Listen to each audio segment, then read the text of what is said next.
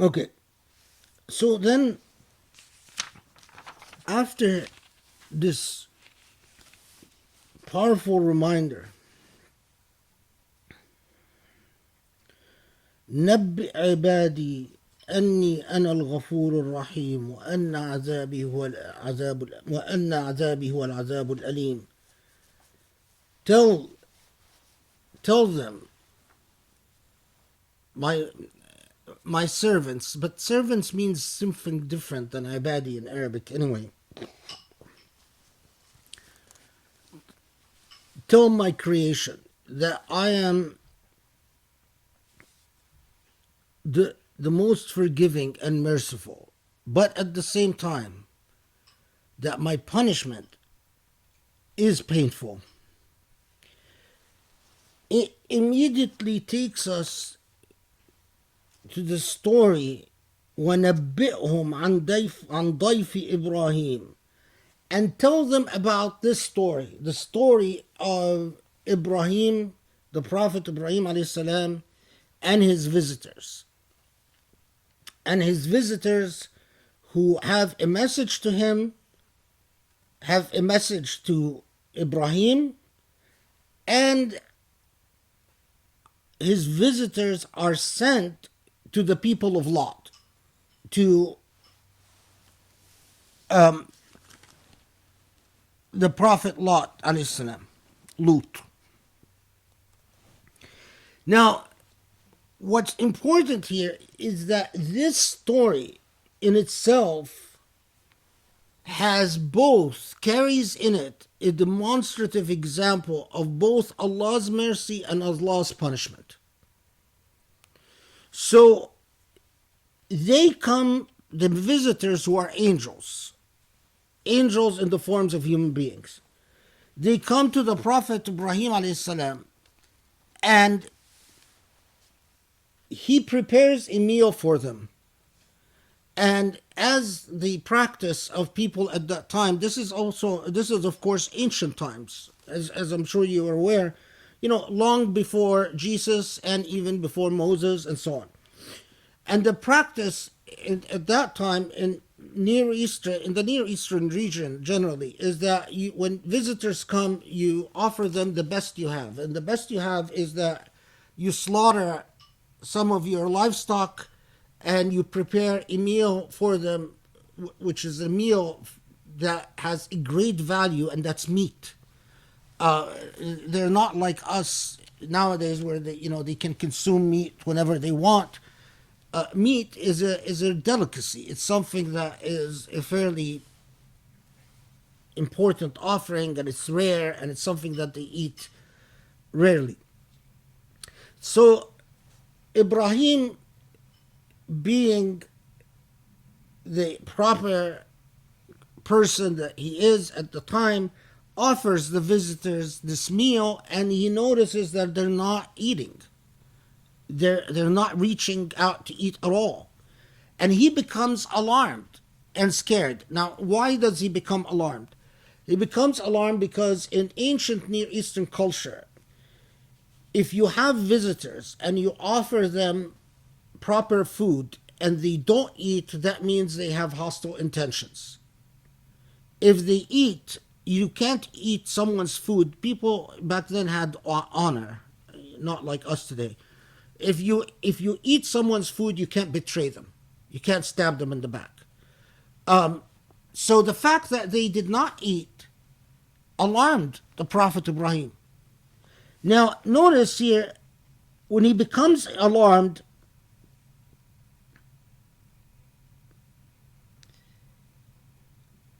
إذا دخلوا عليه فقالوا سلاما قال إنا منكم وجلون قال لا توجل إنا نبشرك بغلام عليم. So he becomes alarmed, and they say, don't become alarmed. We have a bushra, we have a good news for you. And what is the good news is that you're going to have a child. And the child is Ishaq, Isaac. Now, the problem is that he's very advanced in age, and his wife is very advanced in age, and his immediate reaction is shock. And says, how could that be that I'm going to have a child at this age?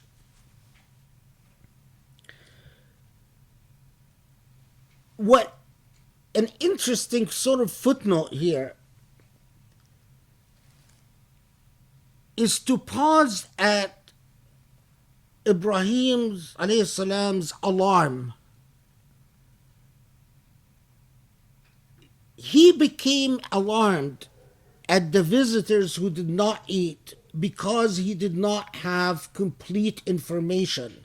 In other words, again, he was acting on partial knowledge. Was it wrong for him to become alarmed? By the standards of equity, not by the standards of custom and customary practices, by the standards of equity, yes, probably it was wrong that he becomes alarmed. And that's why they have that refrain for him that will say, إِنَّا قَالُوا بَشَّرْنَاكَ بِالْحَقِّ فَلَا تَكُنْ مِنَ القَّانِتِينَ قَالَ وَمَنْ يَقْنَطْ مِنْ رَحْمَةِ رَبِّهِ إِلَّا الضَّالُونَ. So they say, they remind them that you of something that Ibrahim already knows, even if that we are messengers, and as messengers we are carrying the truth to you, and the truth, regardless of how unlikely it is, because it is from Allah, you must accept it. His response is beautiful here. He immediately, once reminded, comes back and says, and who can possibly despair in Allah's mercy? Unless you are completely daloon, unless you are completely wrong. Only those who are, by our language today, only those who are truly screwed up would despair in God's mercy.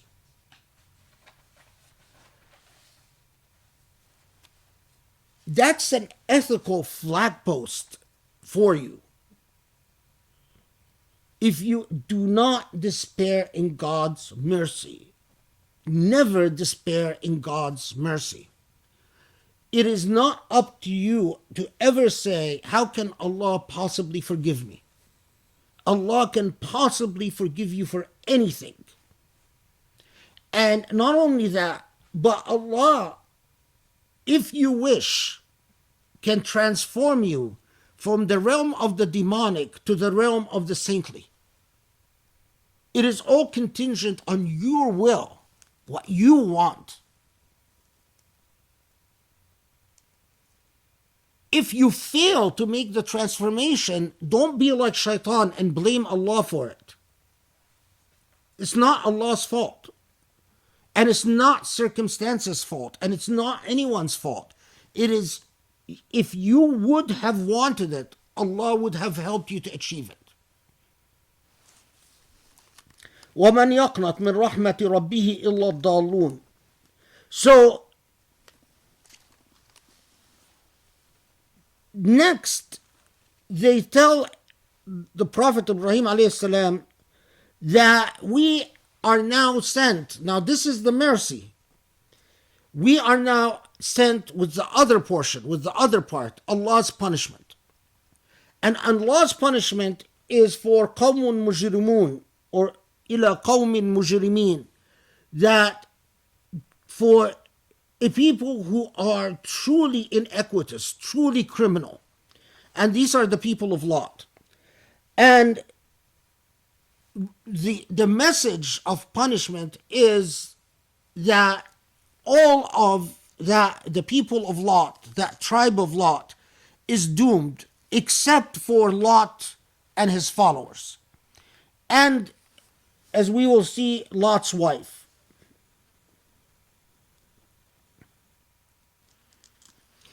So they travel, the messengers travel to Lot, and they're going to tell the Lot or Lut that when the time comes, you are to leave this town فاسر بأهلك بقطع من الليل واتبع أدبارهم ولا يلتفت منكم أحد وامضوا حيث تؤمرون. You are to leave and not look back, and you are to proceed to where Allah will tell you to proceed.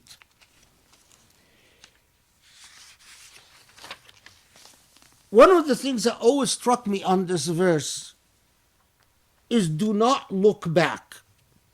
The Bible says that though the reason they were told to not look back is that if they looked back, they would be turned to a pillar of salt. That detail is missing from the Quran. The issue of being turned into a pillar of salt. And I think the Quran rejected it because there's so much in the Bible that the Quran, do not look back. It's a new phase in life. After damnation and after punishment, if you want the path of God, turn the page on what was wrong and move forward and do not look back. For me, it has become a principle of life. Once I make the determination to change and to open up a chapter towards goodness, I do not look back. Looking back will make you stumble and fall, and will make you full of doubt and confusion. And you're not going to see the picture clearly anymore.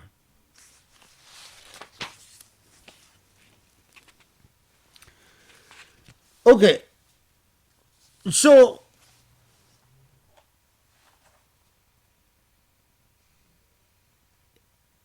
the people of Lot, when they find out that he has visitors, they immediately go to him, and the reason they immediately go to him is twofold. They had told Lot, because Lot had lived among them, trying to reform them for a long period of time, for a long time. And the number of people who converted and followed Lot was very small. So for Lot, it would have been a legacy of frustration. And not just a legacy of frustration, but they had told Lot, they had sort of instituted a ban on Lot. You are not to have any outside visitors. And if you have outside visitors, we're going to rape them. Raping visitors is one of the greatest dishonors that could fall any family in ancient Near East culture and probably in even modern culture. Unfortunately, as Muslims became westernized, rape became more legitimated, and in old Near East tradition, only the most dishonorable human being would rape, either rape man or woman. The idea of rape, it has a story. Unlike Greek mythology, which the narratives of Greek mythology is full of stories of rape. Near Easterners, Arabs, Persians, Hebrew speakers, Aramaic speakers, or Syriac later on, their mythology is not full of rape. To them, rape is an act of huge dishonor. And what the people of Lot did was that they defied the conventions by, in fact, raping, it was homosexual rape, raping foreigners or strangers. They didn't rape members of their own tribe, or that would have been like scandalous beyond, but they raped outsiders. So they come and they confront Lot and they say, okay, we're going to rape your visitors. And he pleads with them not to do so. And in this context, he says, قال هؤلاء بناتي إن كنتم فاعلين. Here are my daughters. The reason I pause at here are my daughters, this is verse 71, is that, again, pontificators upon the Quran, modern morons, and they're, because they just, what do I say? Ignorance is a horrible thing. Just lack of reading, lack of study. The age of the internet and people picking up information from the internet, and if the internet is your educator, then you're an ignorant person. No ifs, ands, or about. I don't care if you spend your entire life just reading what's on the internet, you're ignorant. The information is the internet is unverified, unauthenticated. You can't rely on it. Anyway, the point is, when he says هؤلاء بناتي, there are two things. It was common for someone like of the age and position of Lot there to refer to the girls, to the women of the tribe, as banati. So when you say, here are my daughters, it doesn't mean you can rape my daughters. It means one of two things. Either a reminder that instead of raping visitors, why don't you marry the women of your tribe? That's one. Two, as every commentator I've ever read on the Quran says, that he could alternatively be saying, well, instead of engaging in the shameful practice of raping these men, here are my actual physical daughters, although that's more unlikely that you could marry. So it's not an invitation of rape, and I think everyone that until the modern age that read the Quran understood it as not an invitation of rape.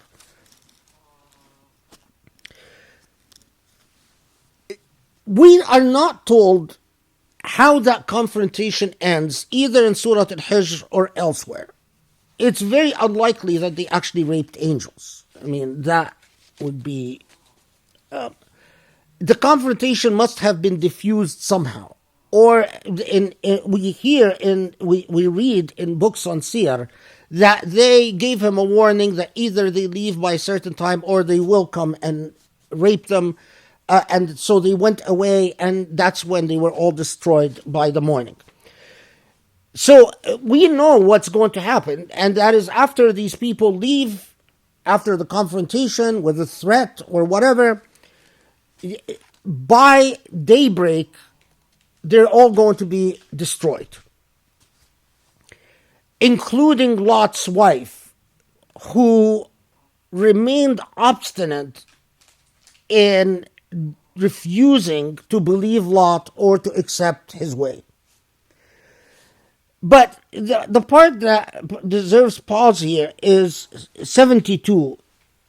لَعَمْرُكَ إِنَّهُمْ لَفِي سَكْرَتِهِمْ يَعْمَهُونَ. The Quranic comment on this is that the very unusual very unusual stylistic usage of Allah swearing by the life of the Prophet, la'amruka.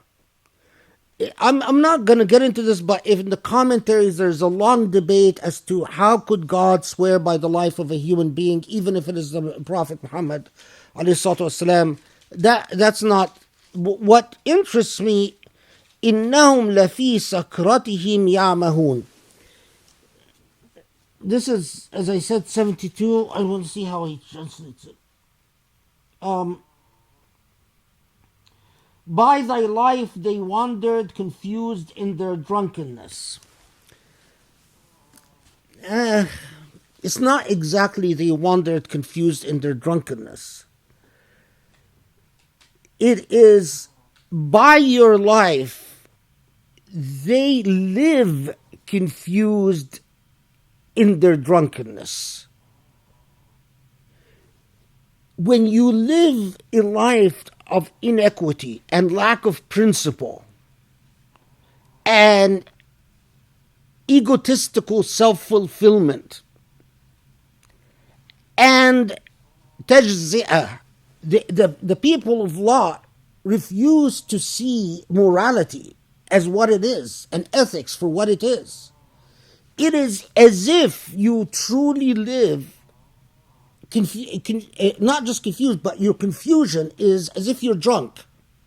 You are at times clear-headed and you know what you want to do, and at other times things are not clear to you at all.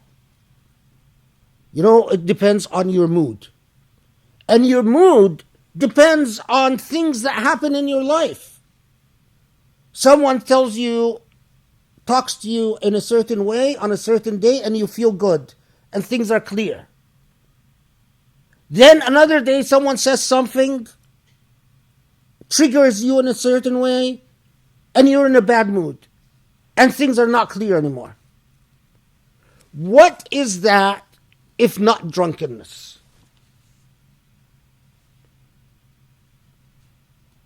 When I say you do dhikr and prayer on understanding the Quran, it is to be shown that to live a life where you are up and down, swinging back and forth, depending on the stimuli that you received here and there. You're sometimes clear-headed, you're sometimes not clear-headed. You're sometimes in a certain mood, you're sometimes in a different mood. Instead of being anchored in Allah, to be shown that this is sakra, this is being drunk. You're intoxicated.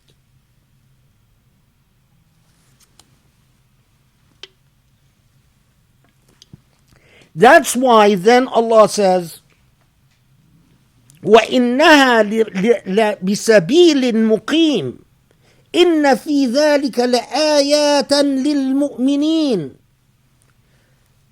وَإِنَّهَا لَبِسَبِيلٍ مُقِيمٍ. Let's see how they translated it. 76. And verily they are on a path still standing. No. And it is a path for those who are anchored in firm standing.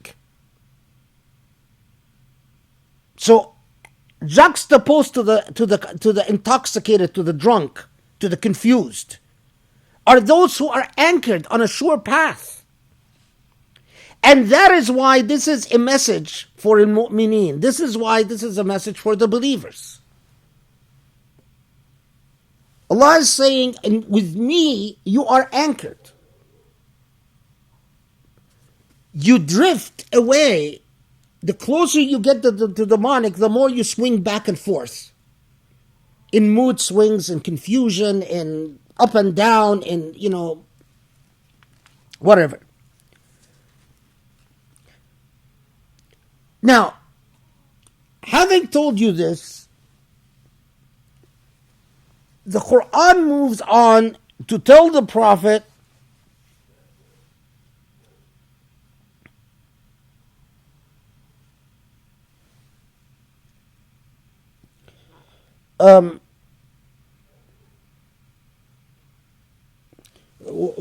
just one second, I want to make sure I'm not forgetting something.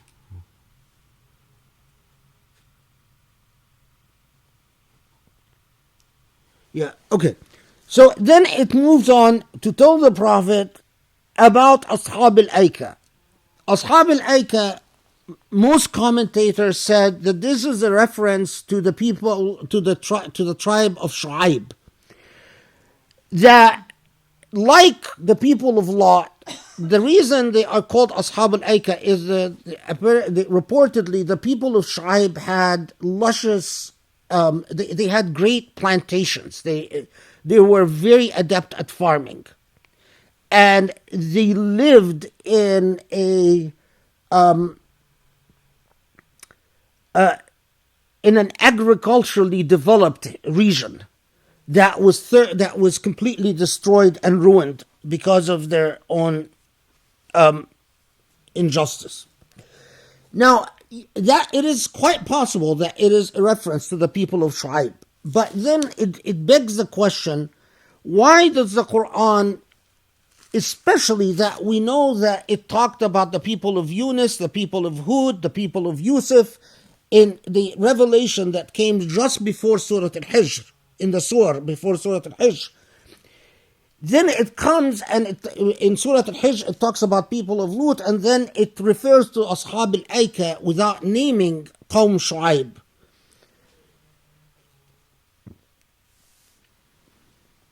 It is possible that it doesn't name Qawm Shu'aib because it is Ashab al-Aika can be also a label given to any people who live with prosperous means. So it is possible, I'm not saying it is, but it is possible that it is a reference that transcends the narrative of Qawm Shu'aib to say that people with prosperous means, if they fail in living a just life, their fate is known. وَلَقَدْ كَذَّبَ أَصْحَابُ الْحِجْرِ الْمُرْسَلِينَ. Now here is the reference to Ashab al-Hijr. Who are Ashab al-Hijr?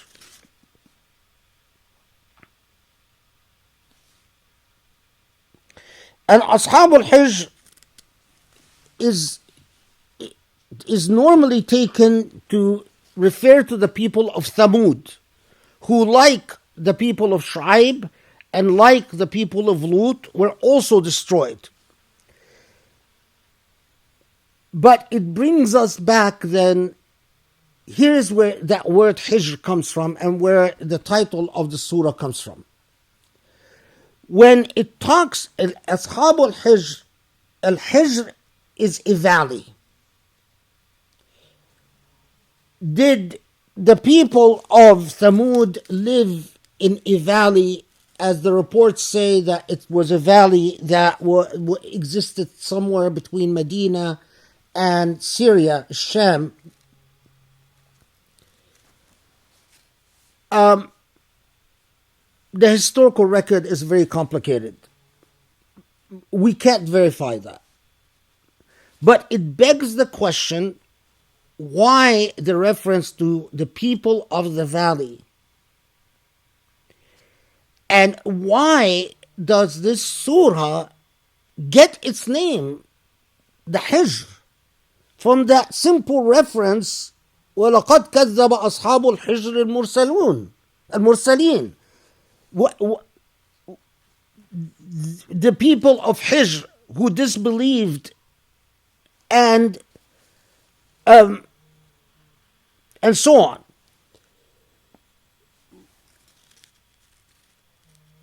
The only Quranic commentators, especially because of verse 82 and verse 83, that talked about how they would craft, or how they would carve habitats or graves out of mountains, and how they were punished. So all the Quranic commentators says, well, Ashab al-Hijr, Ashab al-Hijr refers to Qawm Thamud. The only exception that I found are some Sufi commentators that said the fact that the Quran refers to Qawm Thamud in their proper name elsewhere. The reference here to Ashab al-Hijr laha dalala, as they would say. And the people that live in a valley, the people of a valley, and symbolically, the valley connotes, and as I said earlier, that the Quran itself uses the word hijr elsewhere, هل في ذلك قسم لذي حجر, to mean people who have reason, or rational people, or proper rationality. Allahu Alam. But what came to me in prayer, inspired by the Sufi commentators, is that valley is the valley of where reason is embodied. It's a symbolic, it could very well be a reference to Qawm Samud. But in addition, the deeper meaning, and the meaning that I think is the reason that this surah became known as Surah Al-Hijr, is that it addresses your rational faculties and how you are going to employ your rational faculties. Are you going to employ your rational faculties to achieve that balance between the physical world and the non-physical world, between a principled life and an unprincipled life? Are you going to follow in the footsteps of those who, with a remarkable balance of character, believed the Prophet ﷺ even after the assertions of Al-Isra wal-Mi'raj, when he tells you, I ascended to heaven and traveled to Jerusalem? Or are you going to be like those who say, no, that's not possible. I live in a physical world. I live in a material world. And if something challenges that material convictions, then I'm confused. Because a lot of people, by the way, didn't call the Prophet a liar about the Isra and Mi'raj. Their response was, I don't know. And I don't know is the way that human beings, since the time of the Prophet, and in fact since the time of Ibrahim, the response of I don't know is the way that human beings have been copying out from making a conviction and a commitment for centuries. You talk to people and you say, but isn't this the truth? Well, I don't know. What don't you know? I just don't know. It's a cop-out. It's the way human beings escape. No, go back to Satan before Allah. In many ways, Satan raises questions before Allah. He says, you've created me of fire. You've created him of clay. How could fire be inferior to clay? Allah could have explained it. It's as if Satan is saying, I don't know. It's as if saying, and Allah could have said, well, Satan, let me explain it to you. Yes, I've created him of clay, but in that clay is also my breath and also the intellect. But there are situations where principle has to trump all. And it's either you commit to principle, but the cop-out of I don't know doesn't work. Okay, so Ashab al-Hijr,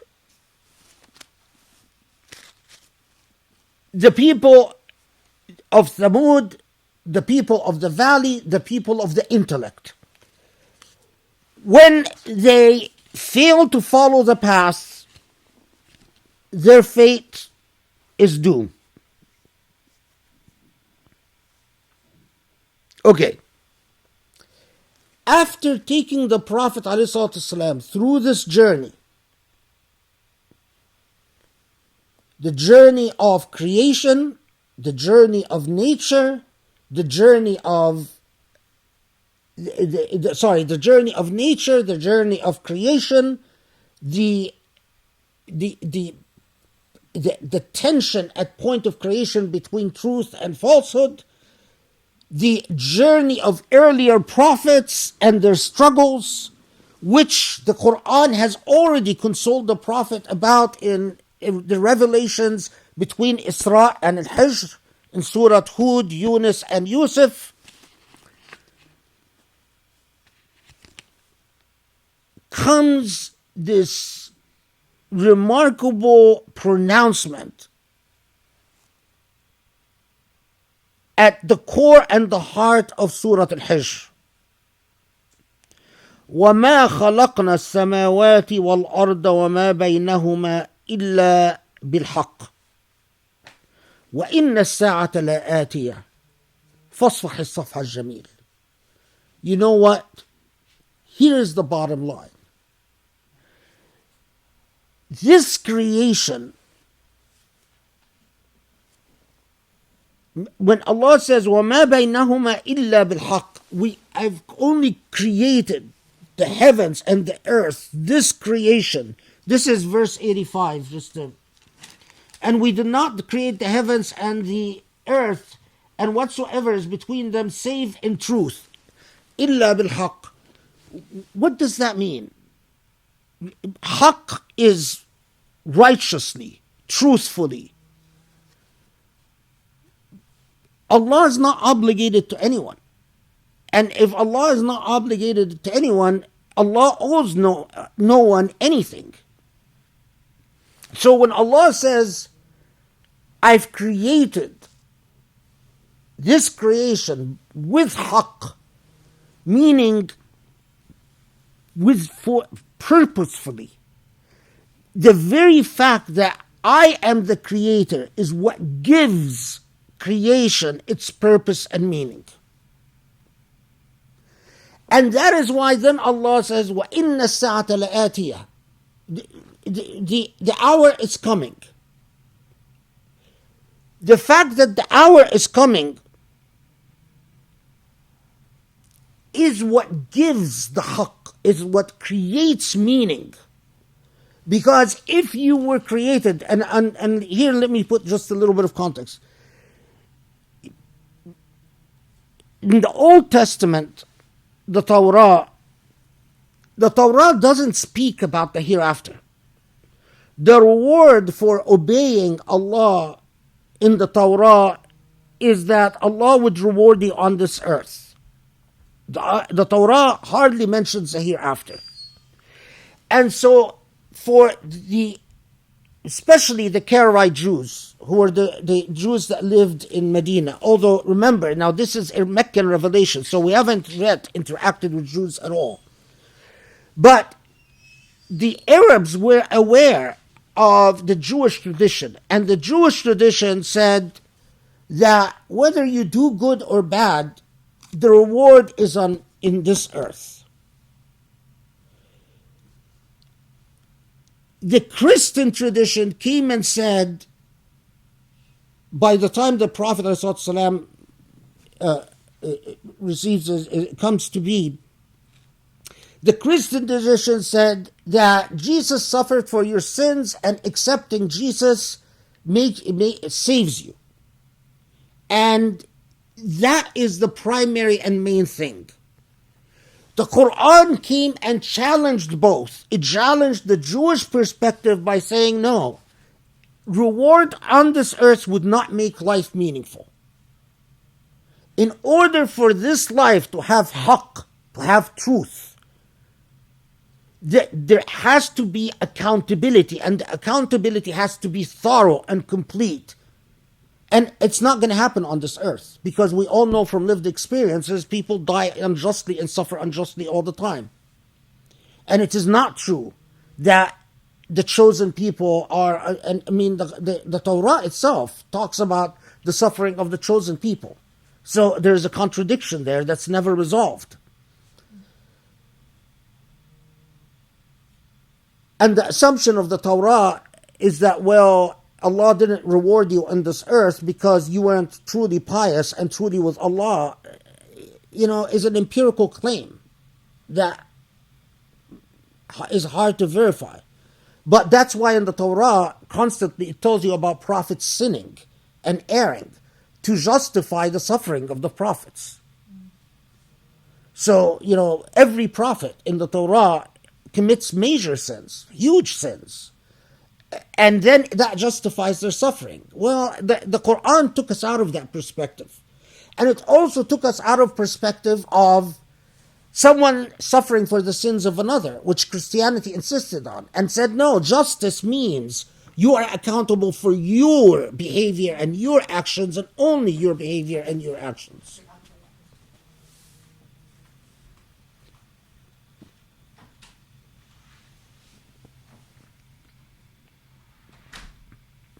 Okay, so now that you know what the truth is, and what's necessary for a conviction and a commitment to this truth, what should be your attitude towards those who will reject you and who will not see it and will remain confused? فَاصْفَحِ الصَّفْحَ الجَّمِيلِ. This is such a beautiful expression. So forgive the most beautiful forgiveness. It is not so ignore them. It's not so they're idiots, just ignore, turn away from them. They're morons, so just, no. Forgive them a beautiful forgiveness.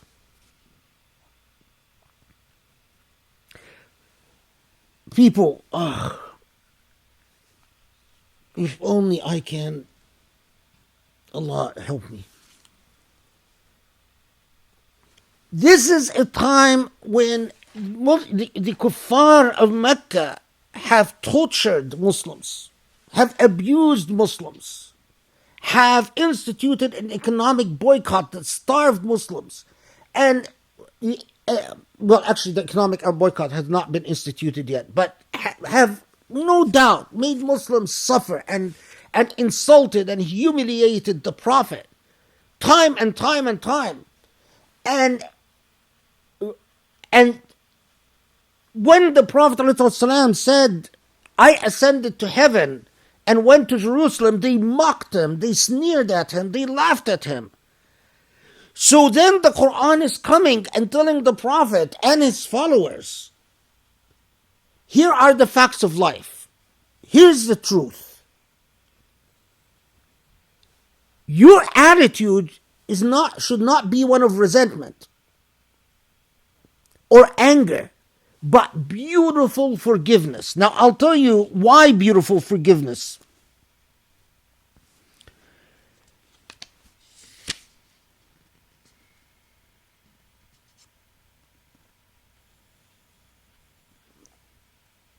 Jump to verse 97. وَلَقَدْ نَعْلَمُ أَنَّكَ يَضِيقُ صَدْرُكَ بِمَا يَقُولُونَ. Allah is telling the Prophet ﷺ, we know, Allah knows, I know that you are suffering, that they hurt you, that they say the most nasty things. But yet,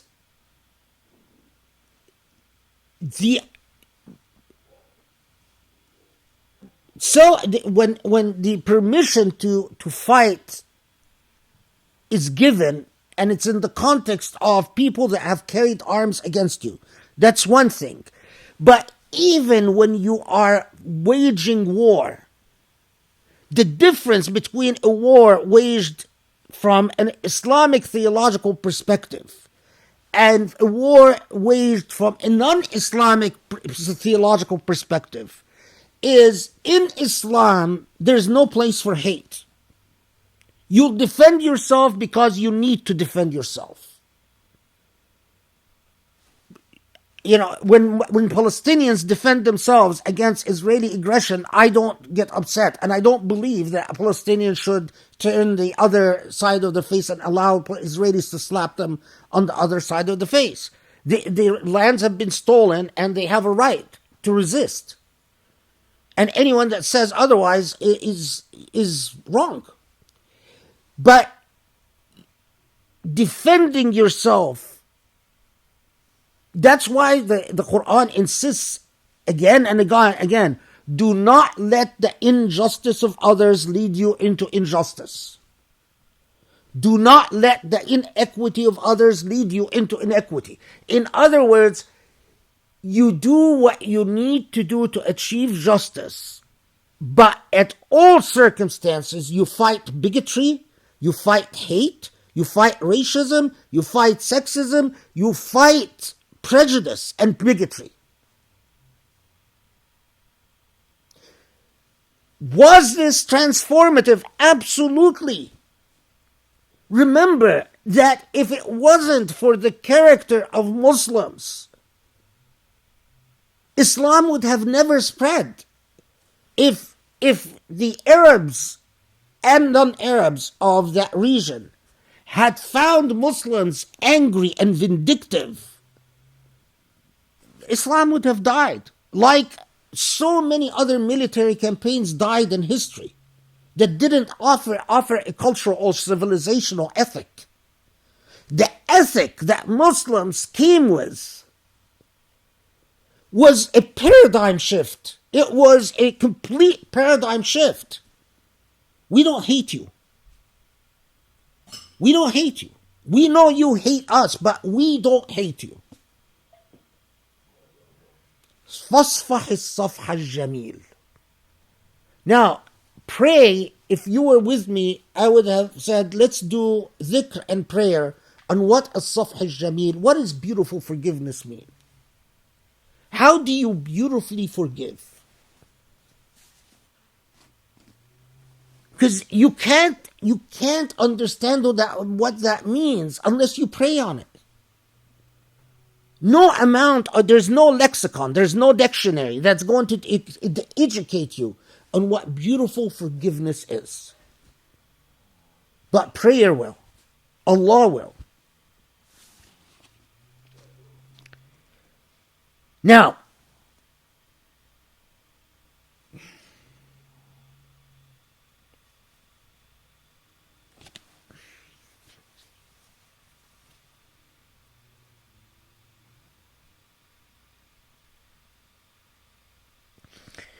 after telling you this,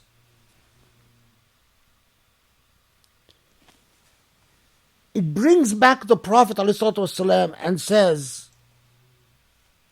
keep in mind what we've given you.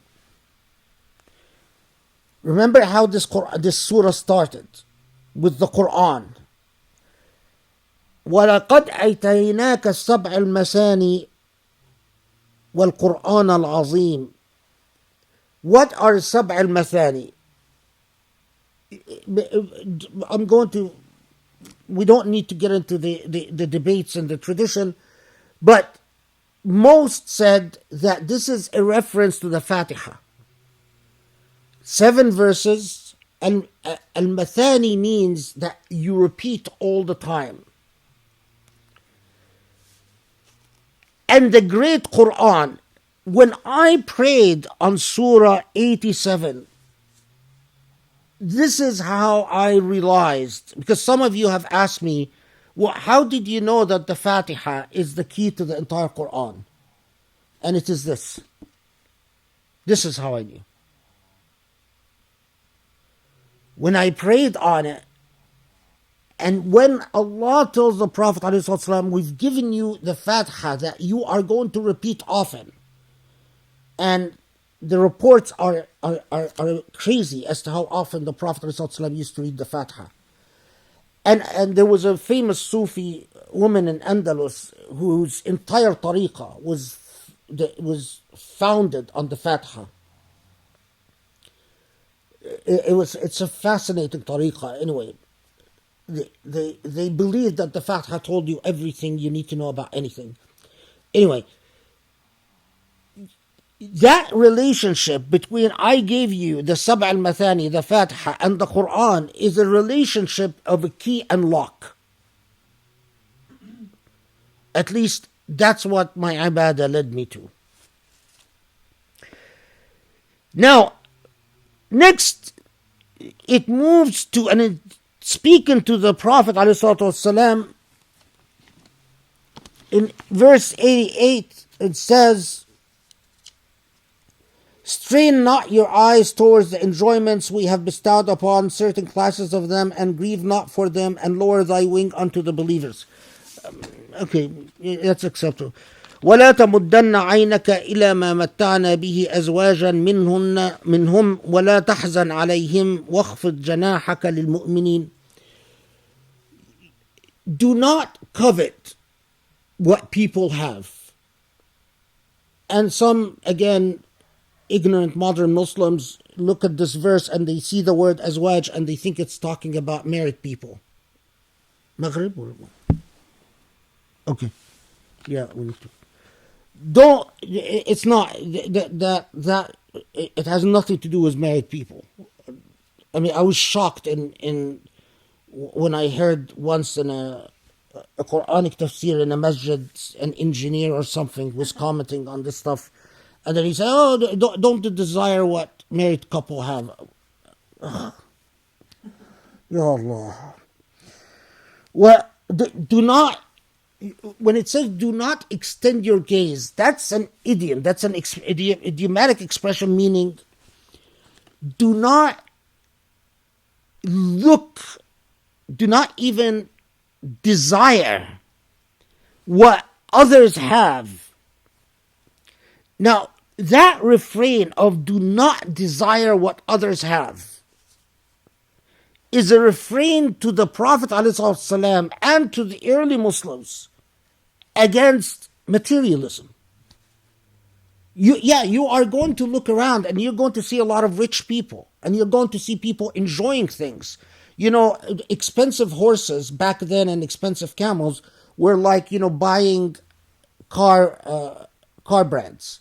So, you have the person who rides the Mercedes, the person who rides the BMW, the person who rides the Honda, the person who rides whatever. And it all depends on how expensive your horse is and how expensive your camel is. And that's why Arabs wrote a great amount of poetry about horses and camels. And that survives, by the way, to even today. Some people, there are horses that are millions of dollars and there are horses that are thousands of dollars, and same thing for camels. So you are going to find people with different degrees of wealth. You want to stay on this path, you're going to have to learn to ignore that. Immediately followed وَلَا تَحْزَنْ عَلَيْهِمْ. Why? وَلَا تَحْزَنْ عَلَيْهِمْ. Don't be sad. Because the Prophet ﷺ cared. And knowing the truth and knowing the fate of people that he cared about broke his heart. And in fact, if you don't love a people, you can't guide them. We have been accustomed, thanks to the Wahhabi movement, thanks to the Akhbari movement, thanks to the Ahl al-Hadith movement, thanks to Egyptian Hollywood, the Egyptian movies, to believe that the Muslims hated the kuffar. That's not true. If I had an opportunity to teach you the seerah, I would show you time and time again that the attitude of Muslims towards the kuffar was not hate. It was actually love. They cared about them, and it saddened them, and it broke their hearts. And this is not the only place where the Quran consoles the Prophet and says, we know that your heart is broken because you know the fate of these people. But this is the way it is, and this is the way Allah wants it. And even if you wanted to, most people will not follow you, and most people will not believe.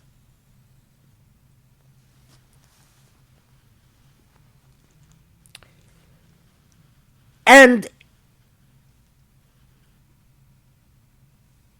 واخفض جناحك للمؤمنين, and lower your wing. Idiomatically, when you say lower your wing, meaning it means treat your followers with the utmost sympathy and kindness. Again, the attitude of Muslims towards one another should be precisely that. If Allah looks upon us and finds that as Muslims we don't lower our wings to each other, do you think Allah is going to be pleased with us? And Allah is going to say, yeah, you don't lower your wings to each other, but you have X number of hadiths memorized, and you give wonderful khutbahs where you cite so many Quranic verses. It doesn't work that way. That's exactly what Surah Al-Hijr is telling you. It's a total, holistic, balanced picture. وَقُلْ إِنِّي أَنَا النَّذِيرُ الْمُبِينُ. Now, having told you, do not covet, do not be sad for those who will deny you and refuse you, and be kind, but stick to the principle and the cause. And what is the cause? Declare and proclaim your mission. Say, I am your prophet. Do all of that. This is, again, part of the balance, the total picture. Do all of this, but stick to the mission. Okay, let's pause here to pray Maghrib, and then we'll continue, inshallah. Okay, Bismillah ar-Rahman ar-Rahim. Okay, so now we are leading up to the finale of Surah Al-Hijr. And the testament that it's going to leave us with. After it then reminds the Prophet ﷺ, وَقُلْ إِنِّي أَنَا النَّذِيرُ الْمُبِينُ. Remember that you have to proclaim that your mission. Then it takes us to what will unveil the whole point of Surah Al-Hijr. كما أنزلنا على المقتصمين الذين جعلوا القرآن عضين. Now, what this means, there is the literal meaning, and then the more المقتصمين الذين جعلوا القرآن عضين are people who want, or with methodology, or the approach they choose with the Quran is that they want to take parts of it and ignore other parts of it. Exactly what we said earlier. The problem of ijtiza, or the problem of picking and choosing as a philosophy of life instead of committing to a principled existence. Something happened.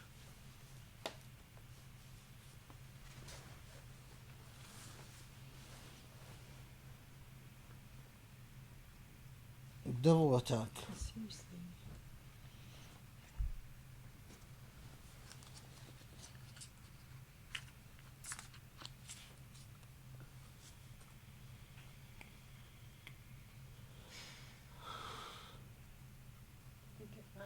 Unconnected? Oh my god. Is the live stream on the one on YouTube, or did it freeze there too? It's freezing too. Okay. Okay, guys, we're back. Oh, he's back. Yeah. How do you switch it to? But you guys are muted. Hang on 1 second. Okay. Well, let me Oh no, it's frozen. No, it's not frozen. Can you guys hear okay? Yes, welcome in. Well, Devil attack. The YouTube live stream is still frozen. I mean, Sharif, the YouTube live stream is frozen. Okay. Oh, it's running again now. Is it back again? Okay. Okay. المقتسمين الذين جعلوا القرآن عضين. عضين are people who pick and choose, who slice and dice from the Quran to believe some, to follow some, to obey some, and not obey some. Now, what's quite interesting here is that, of course, the question is, we were talking about those who refuse to believe the Prophet ﷺ.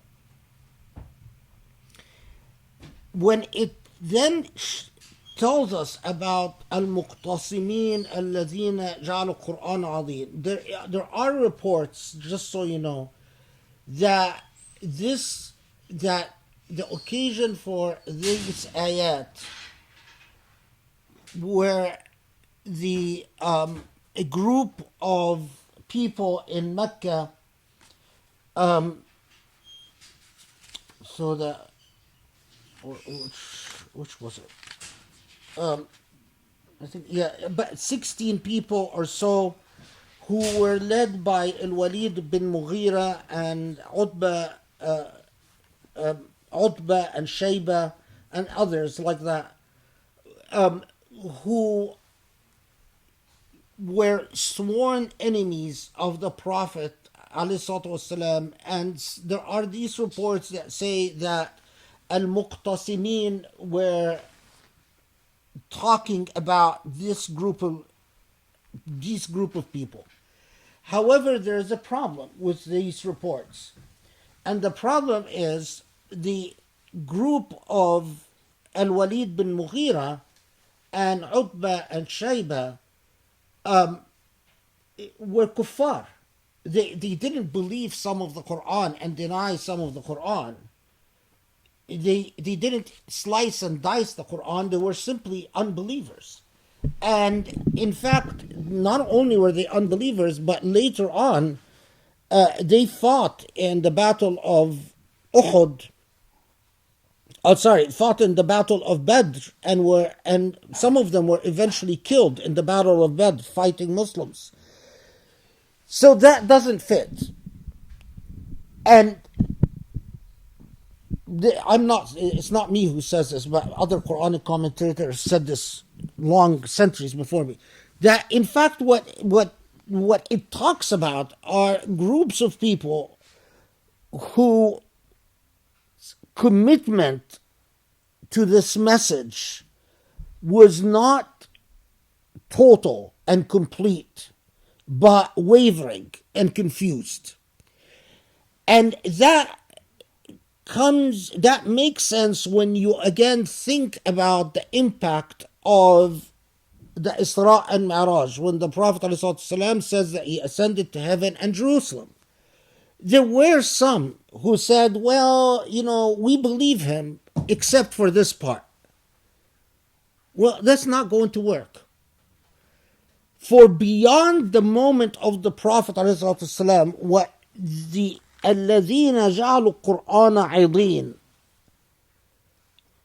is a relationship with the Quran that so many times this ayah came to my mind as I watch the way Muslims deal with the Quran, where they will pluck verses that agree with the position they want to assert. It's not that they approach the Quran as a guide in life, as the master teacher in life, but they approach the Quran as basically a follower. They will, something will come up, and then they will go search the Quran for some ayat that they can cite to support their position.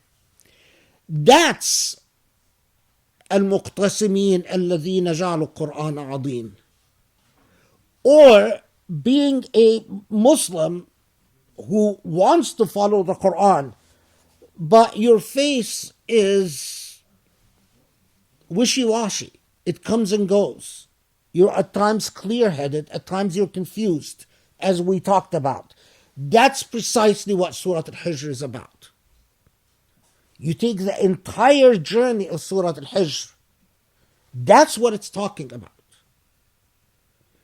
The wavering, confused type that became a phenomena, especially at that point when the persecution of Muslims were intensifying.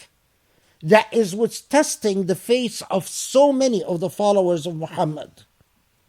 And after the story of Al-Isra wal-Mi'raj, and there were a lot of reasons for people to justify not, and remember, that Allah subhanahu wa ta'ala knew that very soon He's going to give a command to Muslims to leave all their possessions, all their property, and migrate to Medina. Because the kuffar were going to say, well, if you want to migrate, okay, but you can't take your possessions with you. This is going to entail a huge financial sacrifice. And Surah Al-Hijr was preparing them for what is to come, even though they didn't know at the time that it was preparing them for what is to come. The level of sacrifice that would be required of them. فَوَرَبِّكَ لَنَسْأَلُهُمْ أجمعين عما كانوا يعملون فاصدع بما تؤمر وأعرض عن المشركين. So, affirming, Allah underscoring and affirming that at the end there is an accountability. فَوَرَبِّكَ لَنَسْأَلُهُمْ أجمعين, that they will be all held to account. So, what should your attitude be? Follow what you are told. Be unwavering in your commitment. And turn away from al-mushrikeen. Fa'rid an al-mushrikeen is not just, the translator says, so proclaim as though has been commanded and turn away from the idolaters or idolaters. Turn away. Farid doesn't just mean you turn away. It means that you make a commitment not to follow their way of life. So if you, in your own life today, if you wanted to implement fa'rid anil mushrikeen, it doesn't mean don't say good morning to them. It doesn't mean don't smile at them. It doesn't mean don't talk to them. But it means that your attitude, it should be clear in your mind that your philosophy of life is very different than theirs. And that it is entirely immaterial whether they believe you or not believe you, whether they accept you or not accept you. Don't expect that. Don't care about that. In the same way that you've turned away from the style of life, the material style of life, and you no longer covet the type of material possessions that they have, you also turn away from the philosophy of life that facilitates this materialism, and upon which this materialism is based. Okay, and then Allah subhanahu wa ta'ala tells the Prophet, إِنَّا كَفَيْنَاكَ الْمُسْتَهْزِئِينَ, that we, Allah, The translation we have, truly we shall suffice thee against those who mock, those who mock you. There is a discussion in Islamic theology about whether that promise given to the Prophet ﷺ, whether it applies to people other than the Prophet. Allah subhanahu wa ta'ala told the Prophet, leave it with us. Leave it with God. God is going to answer those who mock you. The question is, well, what if you follow the path of the Prophet? And because you follow the path of the Prophet, you are mocked and persecuted. The more insightful theologians note that even after this revelation, the suffering of the Prophet didn't end. It intensified. So when Allah told the Prophet, don't worry, we will, إِنَّا كَفَيْنَاكَ الْمُسْتَهْزِئِينَ, we will suffice you as to those who mock you. It wasn't a promise that your suffering, Prophet of God, will end. It in fact intensified. It became harder. The opinion of some, and the opinion that I am comfortable with and that I follow, is that in fact Allah is talking to us and not just talking to the Prophet. When Allah says, إِنَّا كَفَيْنَاكَ الْمُسْتَهْزِئِينَ, it doesn't mean that Allah will shut up or will silence those who mock you. And it doesn't mean that those who mock you will become poor and destitute or homeless.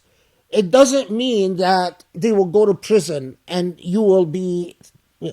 It means that if you are truly with Allah, the mockery of those who mock you will not matter anymore. You will not care. It stops making a difference. Put it this way.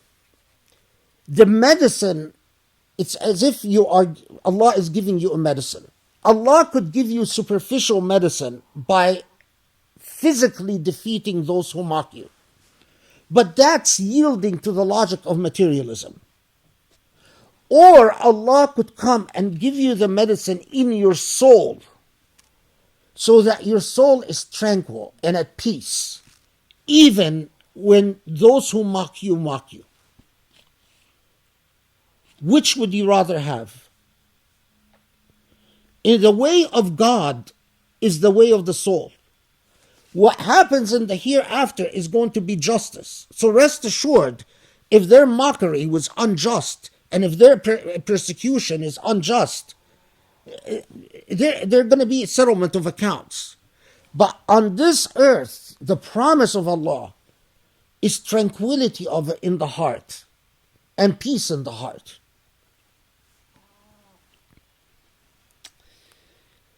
Okay.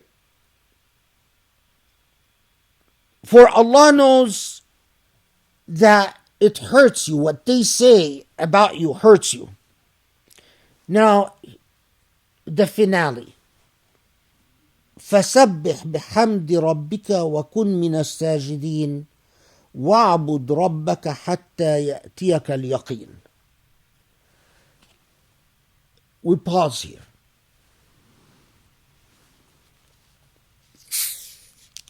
After taking you on this journey, after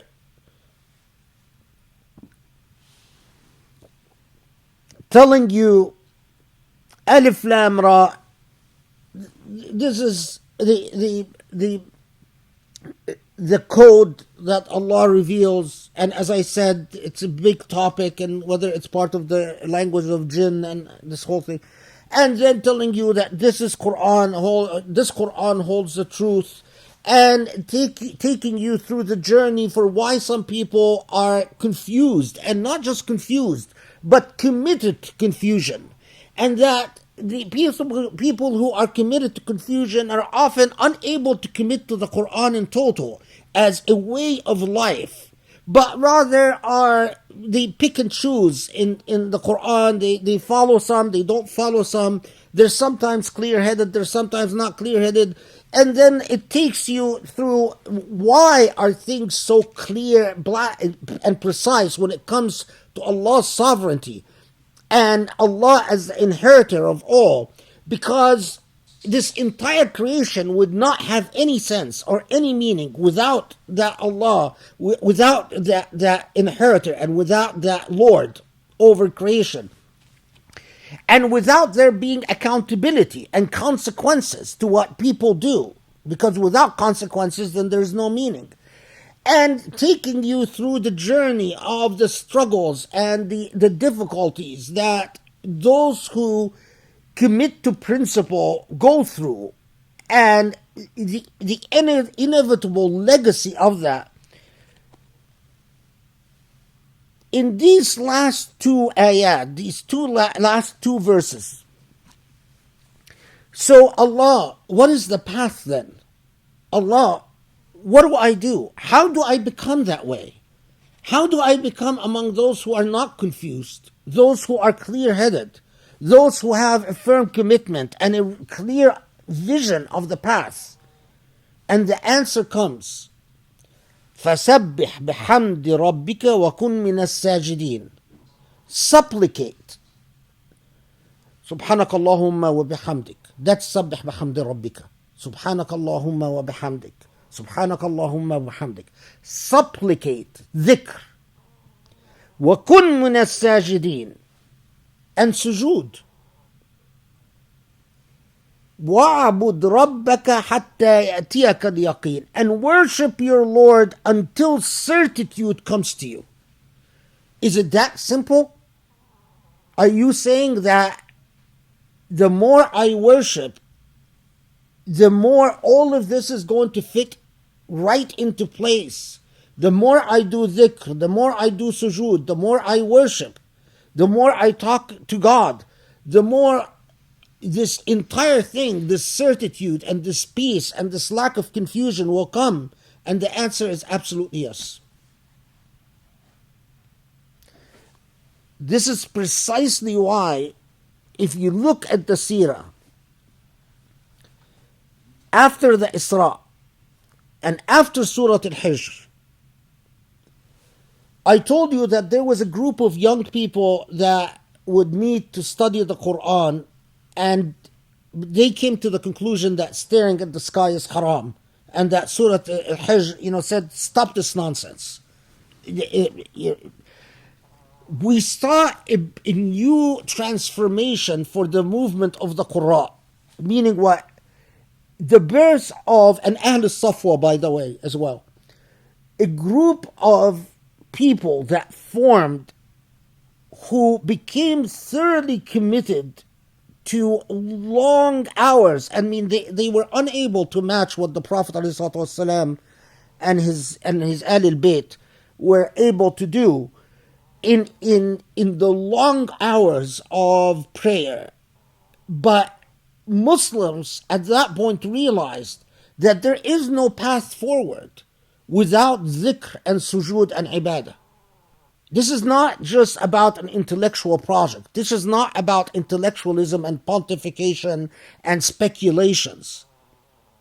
This is why I told you earlier on, I think in our very first meeting, that, or maybe it was one of the Q&As or something, that the problem with so many so-called Muslim reformers in our day and age is the lack of piety.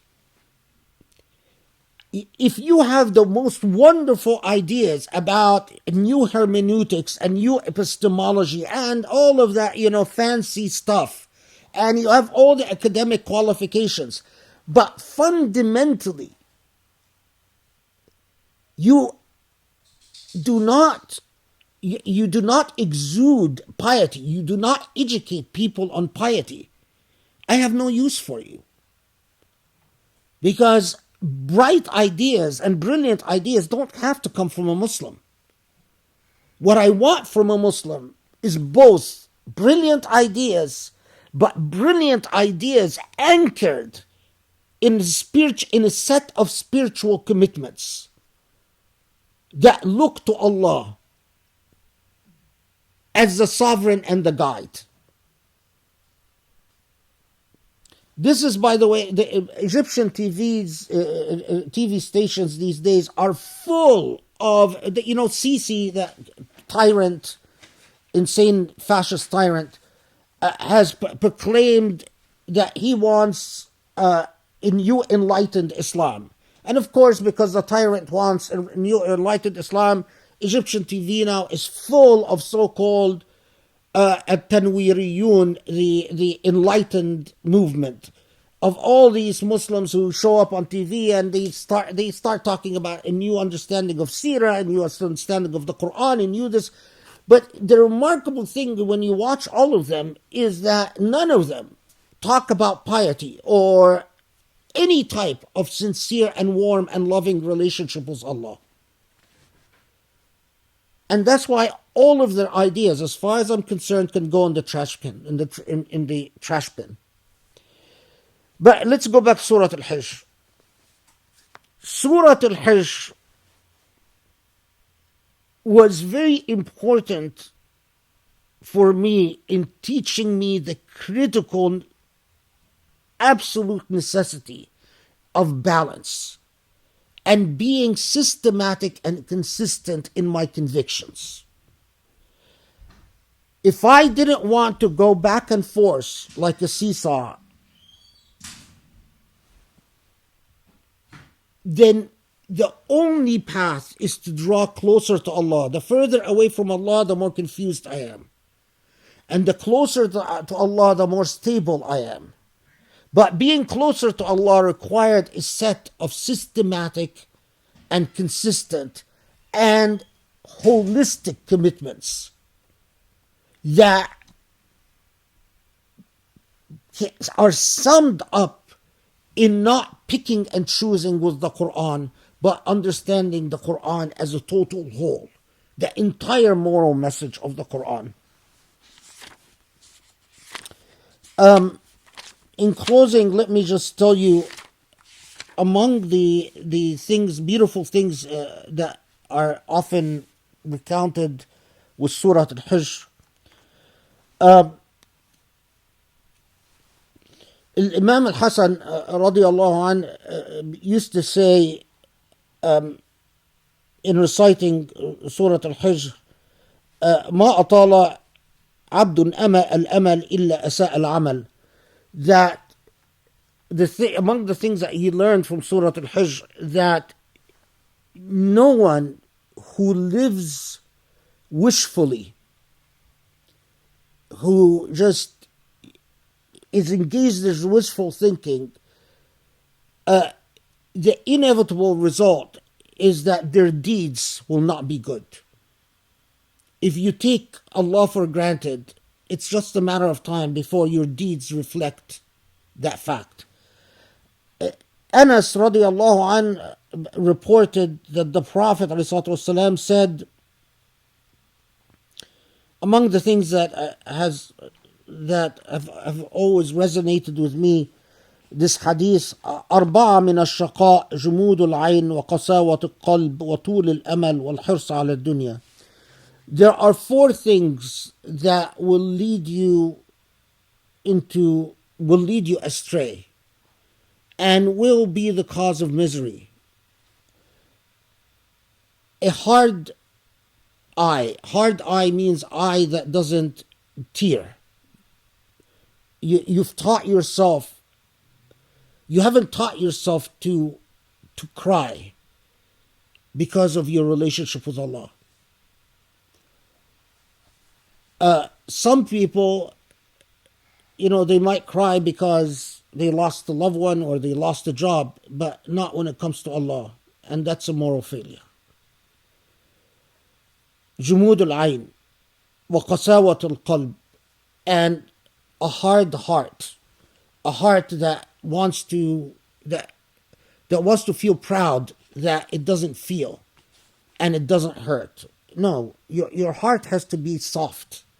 The softer your heart, the closer you are, the more able you are to get close to Allah. If your heart, you can teach your heart softness. And there are moral exercises and spiritual exercises for that. وَطُولِ الْأَمَلِ. If you engage in wishful thinking and hopefulness that basically Allah is going to be, Allah will forgive me, it's okay. That's a sure thing that will lead you astray. وَالْحِرْصَ عَلَى الدُّنْيَا, and materialism. That's a hadith from the Prophet. 4 things. An eye that doesn't tear, a heart that doesn't feel, wishful thinking, and al-hirs ala dunya, coveting material possessions of this earth.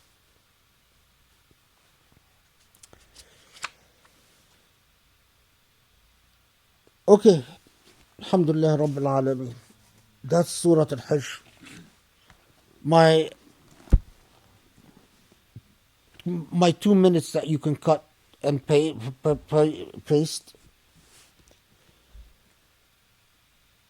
The Quran is full of wisdom. This is now 6 surah. I've taken you on a journey with each surah, with what I hope you will agree with me are pearls of wisdom. I mean, once you are exposed to them, you can't believe that you can live life, or that you've lived life without knowledge of them. Well, we've only covered 6 surah. And in the same way that Allah spoke to the Prophet ﷺ and said, I know that it saddens you. My source of sadness is the thought of the possibility of leaving this world without having transmitted all that I've learned about the Quran.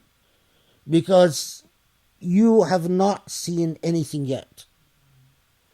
This is just a drop in the ocean.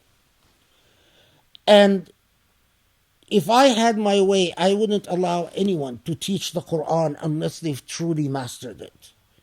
Because any partial teacher of the Quran corrupts the Quran.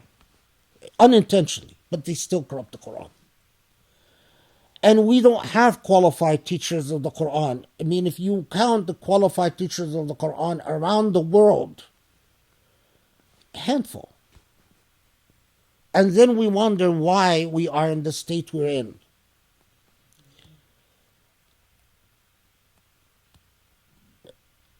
I say all of this because I wish that I didn't have to, the next thing on my agenda to prepare for my political asylum class and even Islamic law class, as beautiful, as wonderful as the topic is, but it's not in my heart. It's not Islamic law that we need these days. And to watch the clock tick and the days pass,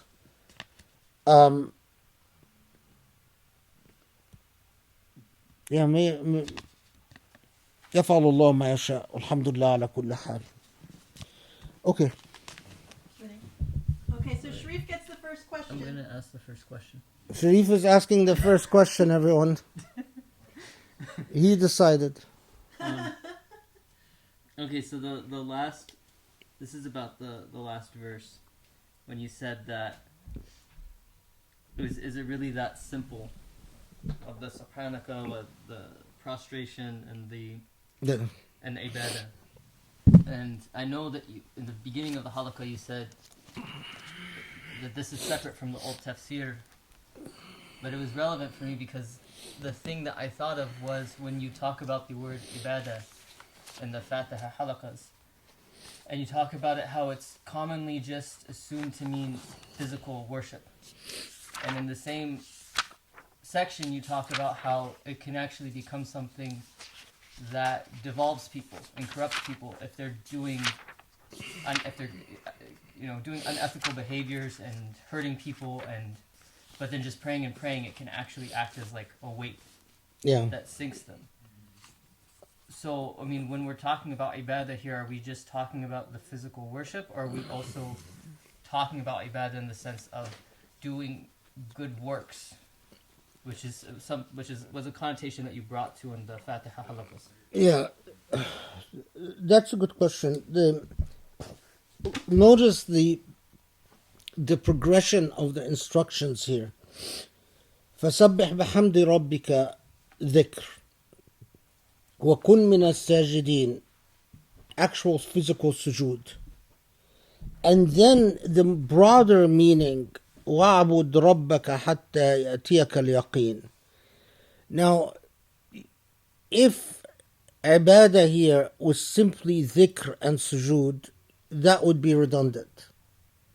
So it takes you towards the specific first, and the specific is dhikr and sujood, the actual physical worship, to the broader ibadah. And that includes everything, including all the permutations of jihad, struggle in the way of God. Jihad al-nafs is ibadah. Struggling against the self is ibadah. Jihad al-amr bil-ma'ruf wa nahy al-munkar, calling for what is good and resisting what is not good, or what is evil, is ibadah.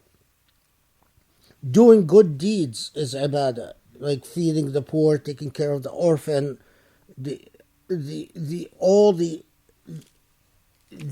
broader, the main thing is that whether you do it with the intentionality of service to Allah or you do it with the intentionality of something else. And if your intention in your jihad is to serve Allah, then it is ibadah. Of course, the Quran was quite specific in that it preceded that with dhikr and sujood before it got to the broader meaning of ibadah. Those who live, I mean, the way that it would always be put with, you could read the same book.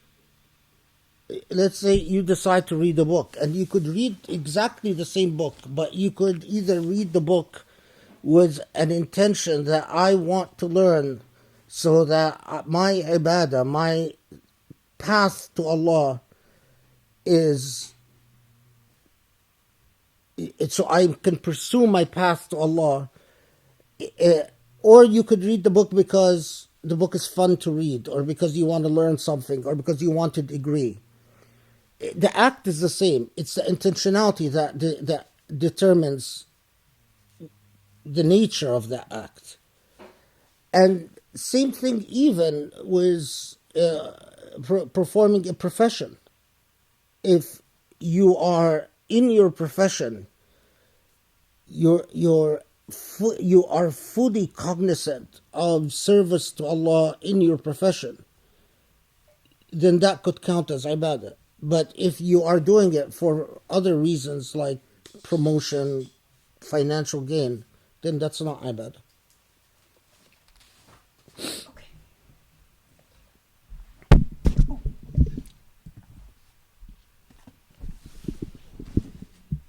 Okay.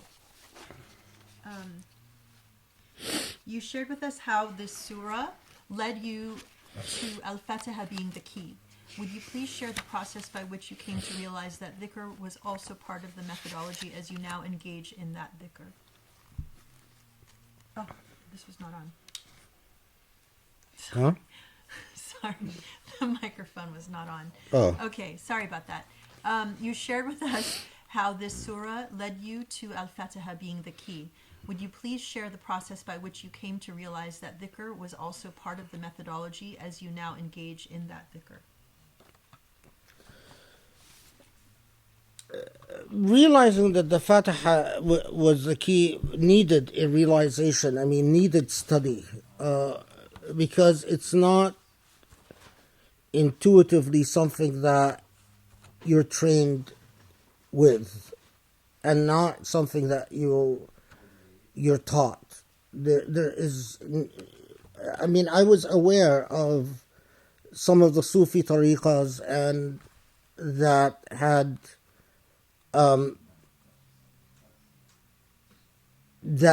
emphasized the core essence of Al-Fatiha, but the idea of Al-Fatiha as a key to the Quran was a process of discovery. Dhikr is a different thing, because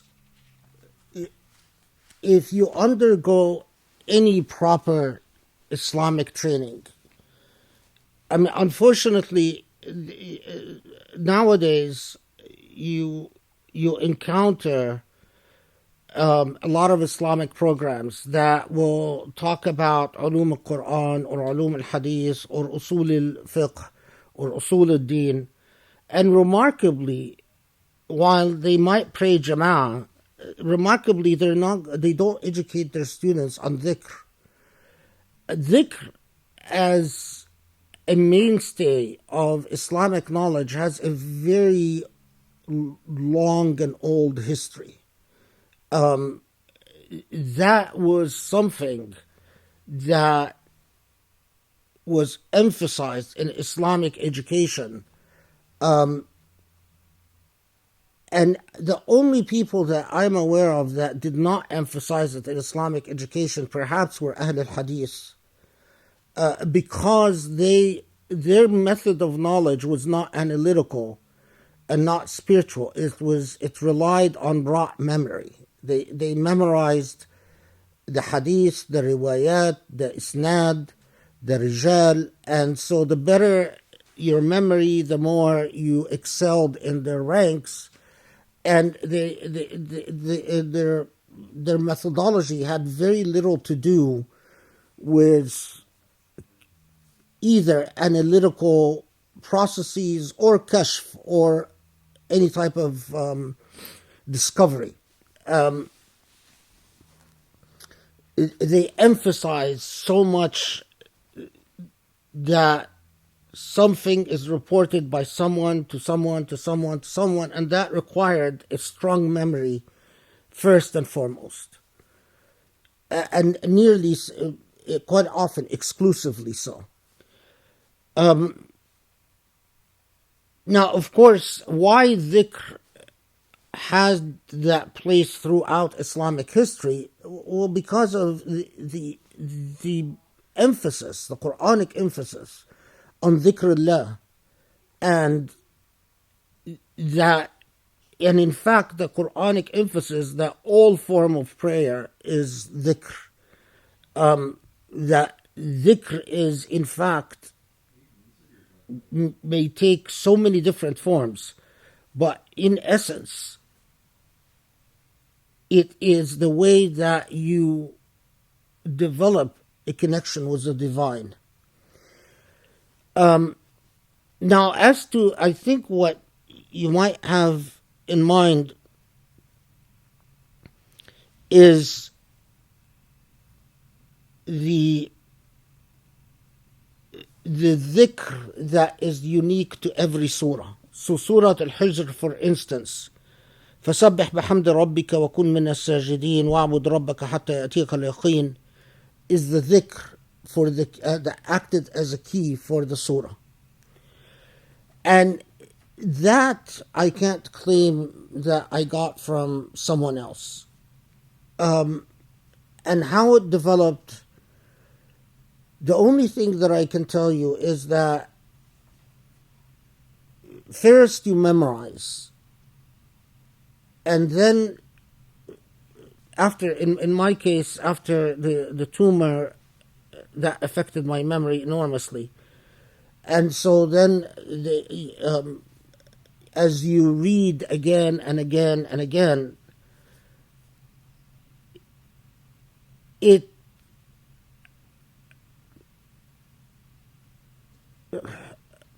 mean, I'll tell you that it became sometimes the surah I would go to sleep and the surah would recite in my mind as I'm sleeping. And I would wake up and there are a few words from the surah that keep repeating. And Surah Al-Hijr is an example. فسبح بحمد ربك وكن من الساجدين واعبد ربك حتى يأتيك اليقين. Keep repeating again and again. And I've learned through just that when I have a situation like this, I immediately pray. And I immediately spend a lot of time in prayer. And as I would keep repeating that dhikr and keep studying the surah, the meaning would become clearer and clearer. Now, if I would have done all of that without a thorough doing my due diligence in researching the tafsir and testing whatever my thoughts about the surah were in light of the tafsir, then if I didn't do that, then I would be negligent and I would be responsible and liable. You are not allowed to claim knowledge until you've investigated the oceans of knowledge. You've done your homework. After you do your homework, you can then propose what might be something new or something novel or something original. But you cannot claim originality unless you've done your due diligence. And so my family will tell you that even after, they've seen me years and years and years going through the same books, spending time with the same books, and even the day before the halaqah, I still go back and I still reread the sources. And I will still obsessively search if there is any tafsir out there that might not have read. And I will not rest until I satisfy myself that I've looked at everything that is out there. The problem with so many students who want to claim originality is impatience and lack of diligence. That without doing the necessary homework, they might rely on their perception of their own piety. And your piety must be, your thoughts about your piety, or at least your perception of your own piety, must be reined in and disciplined by actual scholarly knowledge. It is the wedding of the two that can put you in a position to say, I might have something to contribute. Before that, it's sheer arrogance to claim that you have anything to contribute. Is that a long and protracted and hard process? Yes. But that's precisely why we as Muslims must understand that there's scholarship is the most valuable. Our most important investment is in human beings. And we invest in human beings in feeding them and clothing them, but also in raising, in taking care and nourishing the intellect and the spirit. And the most valuable asset that a society or a community that has is its investment in intellects and spirits. And that takes resources. And it is messed up to go to an ummah and say people on their own initiative should make that very serious investment. And because we don't invest in what we should invest in, a lot of what we invest, the money we spend on things like Zaytuna or Bayan or whatever, is frankly an investment in a show, in a theater. It's a theater of Islamicity. But it is not the type of serious methodological, disciplined, long hours of study and scholarship and dhikr that is required for the production of knowledge. Our fate as an ummah is not going to change until we get our heads on straight and we stop spending money on consumption items and we spend our money in what matters, and knowledge, and especially the study of our Quran and the study of the legacy of the Prophet and the Seerah, and then everything else.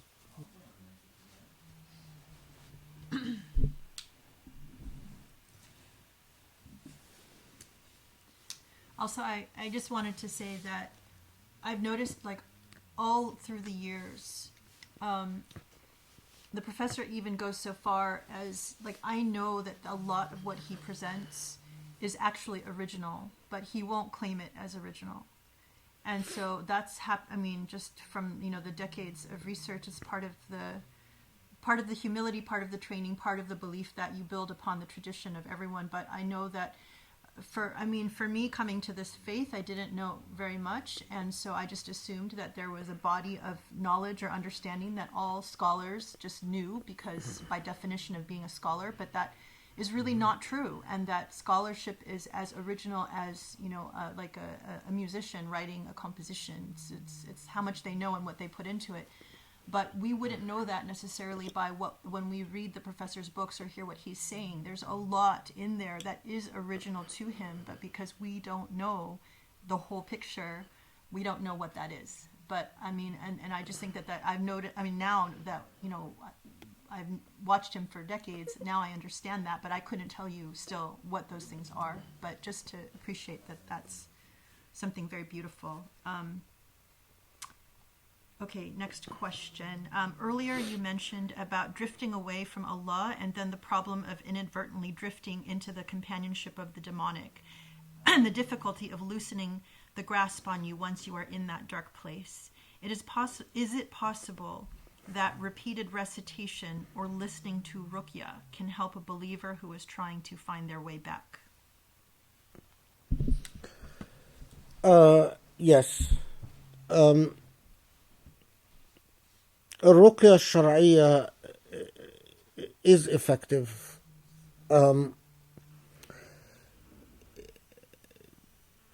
The ending in the grasp of the demonic, I don't know if I know that Hollywood often portrays the perception that some people could wake up and find themselves possessed and things like that. And that's largely inaccurate. It takes a lot of sin to end up in the grasp of the demonic, where shaitan basically has, or shayateen, because it's not just one shaitan, but shayateen has a complete access to you, and having clean thoughts or luminous thoughts becomes very difficult, and everything you think of, or the vast majority of what you think of, becomes dark and ugly and sinful. And these are the people that might, in rare cases, become possessed, but that's a different matter, and that's an extreme case. But even without, you're in the realm of the demonic when you've drifted so far that Allah has become such an alien thing to you. And in fact, what eventually happens is, with the feelings you develop, are feelings of resentment and anger towards God. And in some cases, even hate. And not necessarily is that you hate God because you don't want to confess to yourself that if you say you hate God, then you say also that you believe in God. But you find yourself hateful towards those who believe in God. So when your attitude when you find someone that reminds you of the divine, is your first impulse is one of aversion and intense dislike, and that's serious trouble. That's very serious trouble. The thing that I'll say is that for those who it's very difficult for those who are close to you to see what you've become, but for those who encounter you for the first time, you strike them, if they have any purity at all, you strike them as a very ugly human being, and a human being that induces a lot of anxiety in them and a lot of discomfort. And at the same time, you attract ugly people.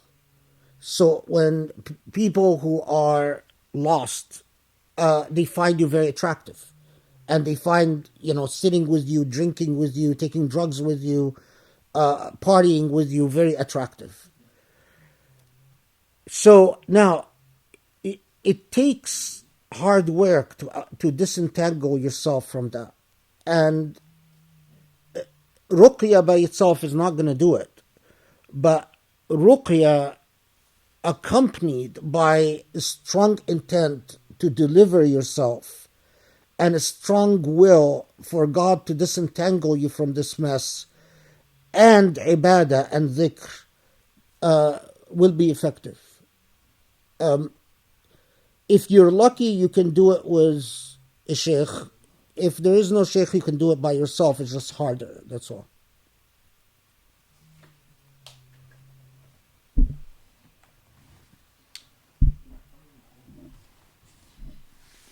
Okay, so there's a question about verse 72, about an unstable life that is full of mood swings. And this question is about spirituality in connection to psychology. And does someone who has a proper life bearing as what the message of Surah Al-Hijr discloses, would this also help people who might have mood swings because of biological or chemical imbalances or biological concerns? Yeah, subhanAllah, I mean, I used to have these conversations a lot with my late mother, Allah yarhamha wa yahsan ilayha, because she was a psychologist, and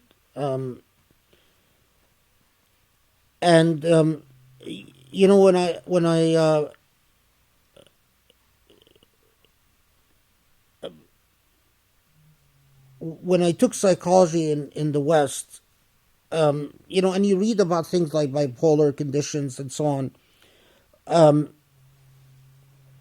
you get the impression that no, it's a chemical thing, and that drugs can stabilize this and stabilize that. And from the conversations that I've had with my mother,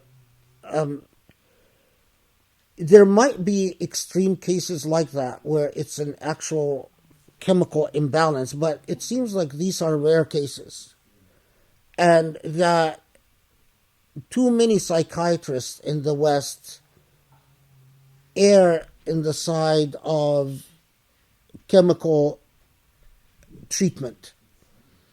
And so, for instance, some of the material that I've read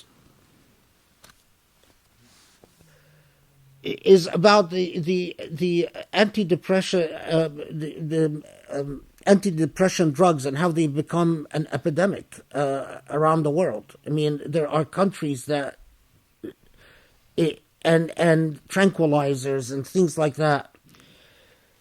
The reason I mentioned my mother in this context is that she would tell me about her own experiences 30 years as a psychologist.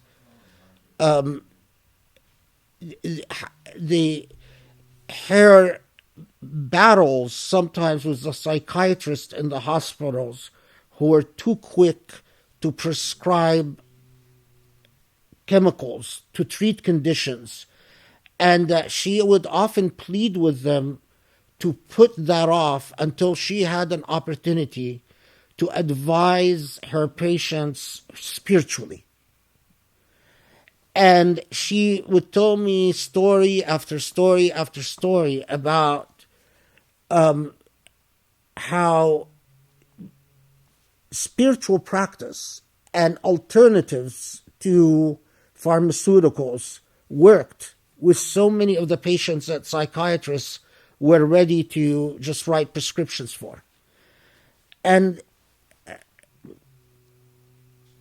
I know that this is anecdotal because it's the experience of one person, but I have enormous trust in her. And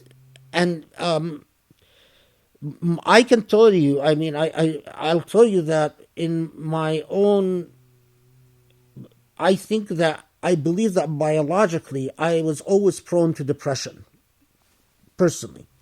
That just, I was always a pensive child, while other children are playing and screaming and whatever. I wouldn't play. I would just watch people pensively and stare at them.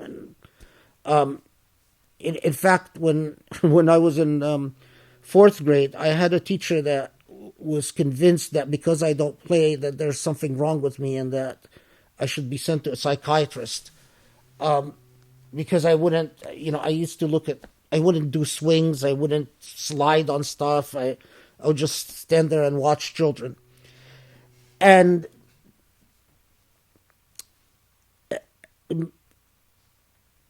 my treatment has always been Iman. The way that I addressed everything is through Allah and with Allah. And it heals.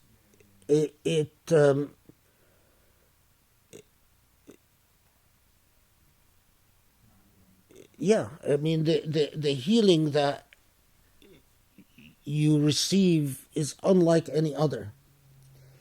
So I'm careful here. If you notice, I'm being very careful because I don't want to discount, but that there are cases that are serious biological, physiological problems. We see that in even the period that I had friends who were professional, if you will, exorcists, and the one thing they always did is that they always had someone that they suspected was possessed seen by a psychiatrist, and to tell them before they do anything, so they can make an assessment whether this person has a spiritual problem or a physiological problem.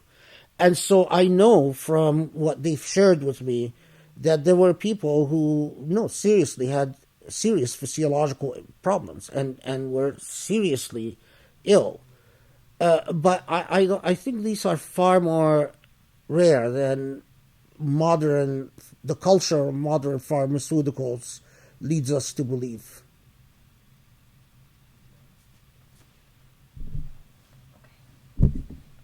Allah and Allahu Alam. Allah knows best. Can I tell the rest of that embarrassing story about when you were in fourth grade?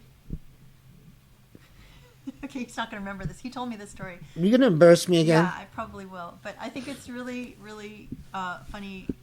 This is one of my favorite stories that he told me about his childhood. So to continue with that, being in fourth grade. Oh, I know what you're going to say now. Okay, I know what you're going to say. Is that he would walk around and look at the children and everything. And so this teacher, that this really irked her, that he didn't play.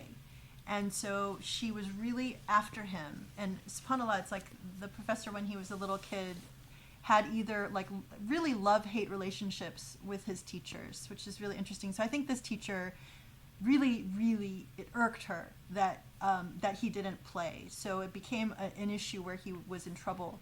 So the way he dealt with it... She was going to flunk me fourth grade. Okay.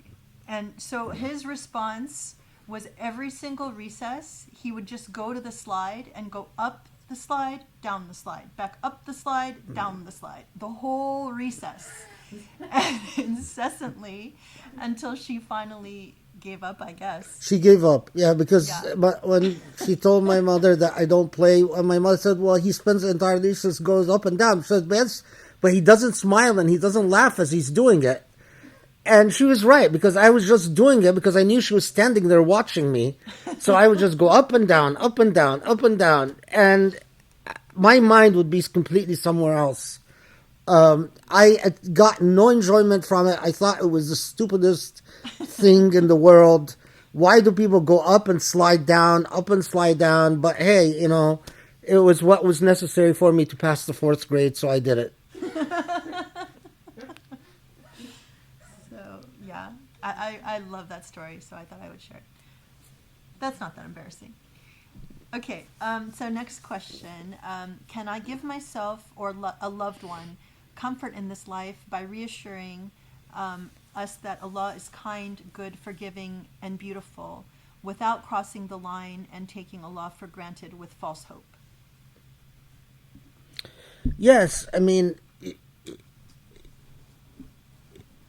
is with the underscoring that when the angels remind the Prophet Ibrahim alayhi salam that it is an act of injustice to despair in Allah's hope. You are duty bound to tell the full truth for someone who wants the truth. Now, but if you are counseling someone, and let's say someone who has lived a horrible life or has committed a lot of sin, and what they need to hear is that they're not lost and that Allah could possibly forgive them, I definitely emphasize Allah's mercy. Of course, I told them at some point or another that, this is serious, because the other side of it, the other side of Allah's mercy is the requisites of justice, and that's Allah's punishment. But that if you are despairing in Allah's mercy, then you don't understand what Allah wants from us. And that, as Allah subhanahu wa ta'ala says to us in the Quran, your punishment or your torment avails Allah nothing. What comes of your torment for Allah? Nothing. It is something that is required by the dictates of justice. But Allah's mercy always trumps Allah's punishment. And that's something, again, that the Quran tells us. That if justice can be achieved without punishment, then that's the preferred course for Allah. And so it is fair to say, and it is entirely accurate to say, that Allah is literally waiting for us to ask for forgiveness so that Allah can forgive. And as we there are, among the most authentic traditions reported from the Prophet is that if you take one step towards Allah takes 10 towards you. Allah's punishment is never mentioned without Allah's mercy or forgiveness mentioned at the same time. Because the two sides of the equation are necessitated by justice. But the preference that Allah has is the preference of mercy and forgiveness. If at all possible to do that without the result being injustice.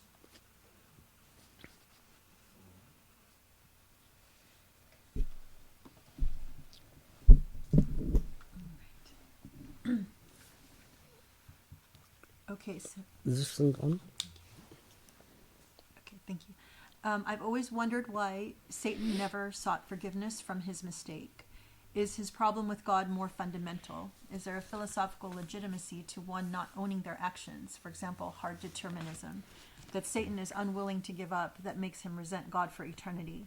Is the problem that Satan never, quote unquote, accepts the impossibility of understanding free will and the reality of God's good nature? Is accepting our lack of total knowledge of the divine good plan the primary requirement from Allah? There is a lot written about that. A lot. in Islamic theodicy. I mean, there's a considerable amount. It would be fair to say that if you look at the discourses of Islamic theologians, it would include all of the above. I'm going to exclude the material that came from the biblical tradition, because Tabari and others who've transmitted a lot of things taken from the biblical tradition without scrutinizing this material for consistency with Islamic theology generally. But where you find the most written about this are in the discourses on Kalam and the treatises on Kalam. And so, for instance, even in Qarafi's book, in his response to Jewish and Christian theology, he writes a great deal about that. And what we do know,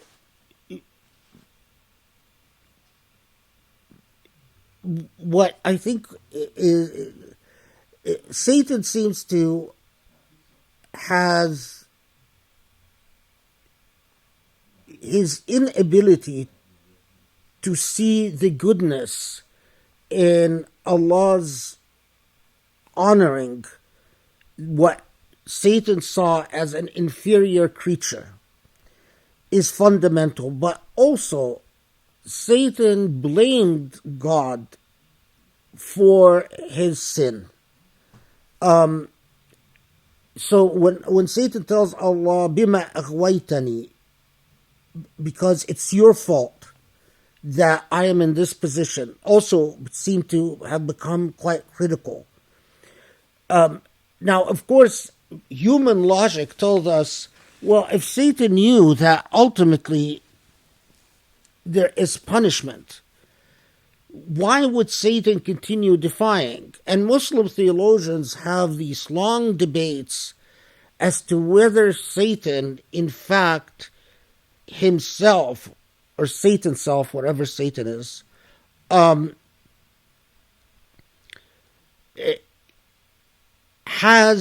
relies on an element of wishfulness and hopefulness, that Satan is relying on, at the very end, sort of begging and pleading with God for forgiveness, and the belief that God will forgive him. It would be consistent with a very arrogant personality or a very arrogant character.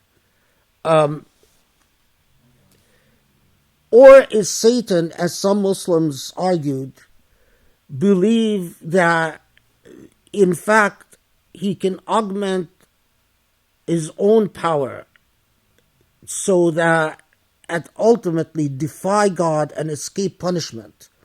Or, as some theologians argue, that in fact, no, Satan has despaired in God's mercy and said, and that's his major sin, is despairing in God's mercy, and saying, well, I blamed God, I defied God, I was expelled, and now that I have my many followers, there's no point in so whatever is going to happen is going to happen, and basically Satan is submitting to punishment, as the Quran sometimes seems to indicate, or submitting to the inevitability of punishment. You'll find fascinating debates about this in the Islamic tradition and what evidence they rely on. Is Satan a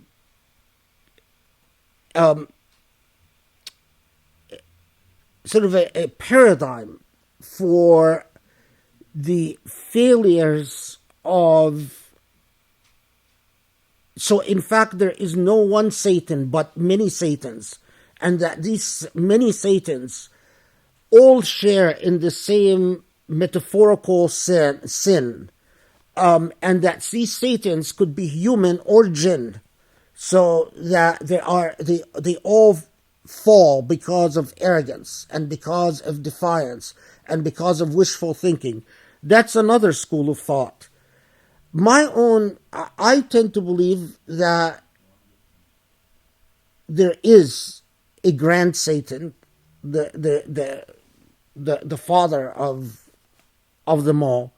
That Satans or demons, shayateen, is shayateen al-ins wa jinn, as the Quran says, that there are shayateen that are jinn and there are shayateen that are human, and that a human being could become a shaitan in the same way that a jinn could become a shaitan. Contrary to a lot of Muslim theologians, I don't believe that any jinn is born to be a shaitan. I think that they either become a shaitan or they choose to either become a shaitan or they choose not to become a shaitan through their own. But that's a long and very extended discourse, and it's very fascinating. It's very hard to resist not delving into it. But what fascinates me the most is that, and there's another thing that some have argued, relying on some biblical narratives, that part of what Satan rebelled against is sharing creation. Is that jinn were the main creation of Allah before the creation of human beings, and they enjoyed access not to just earth but to various spaces that Allah has created, and that jinn were nations and tribes, and the head of the rebellion, Shaitan, saw the creation of human beings as an encroachment upon part of the territory that used to be that used to belong to jinn, and that what he rebelled against was sharing territory, sharing earth with human beings.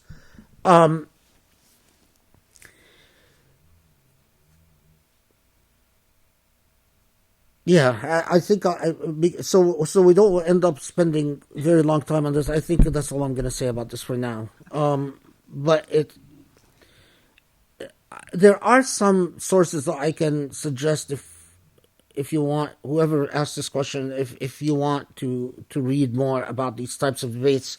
There are actually a couple of published. There's a book by Ormsby. I think it's titled something like Islamic Theodicy, that talks about these debates. That serves as a good introduction.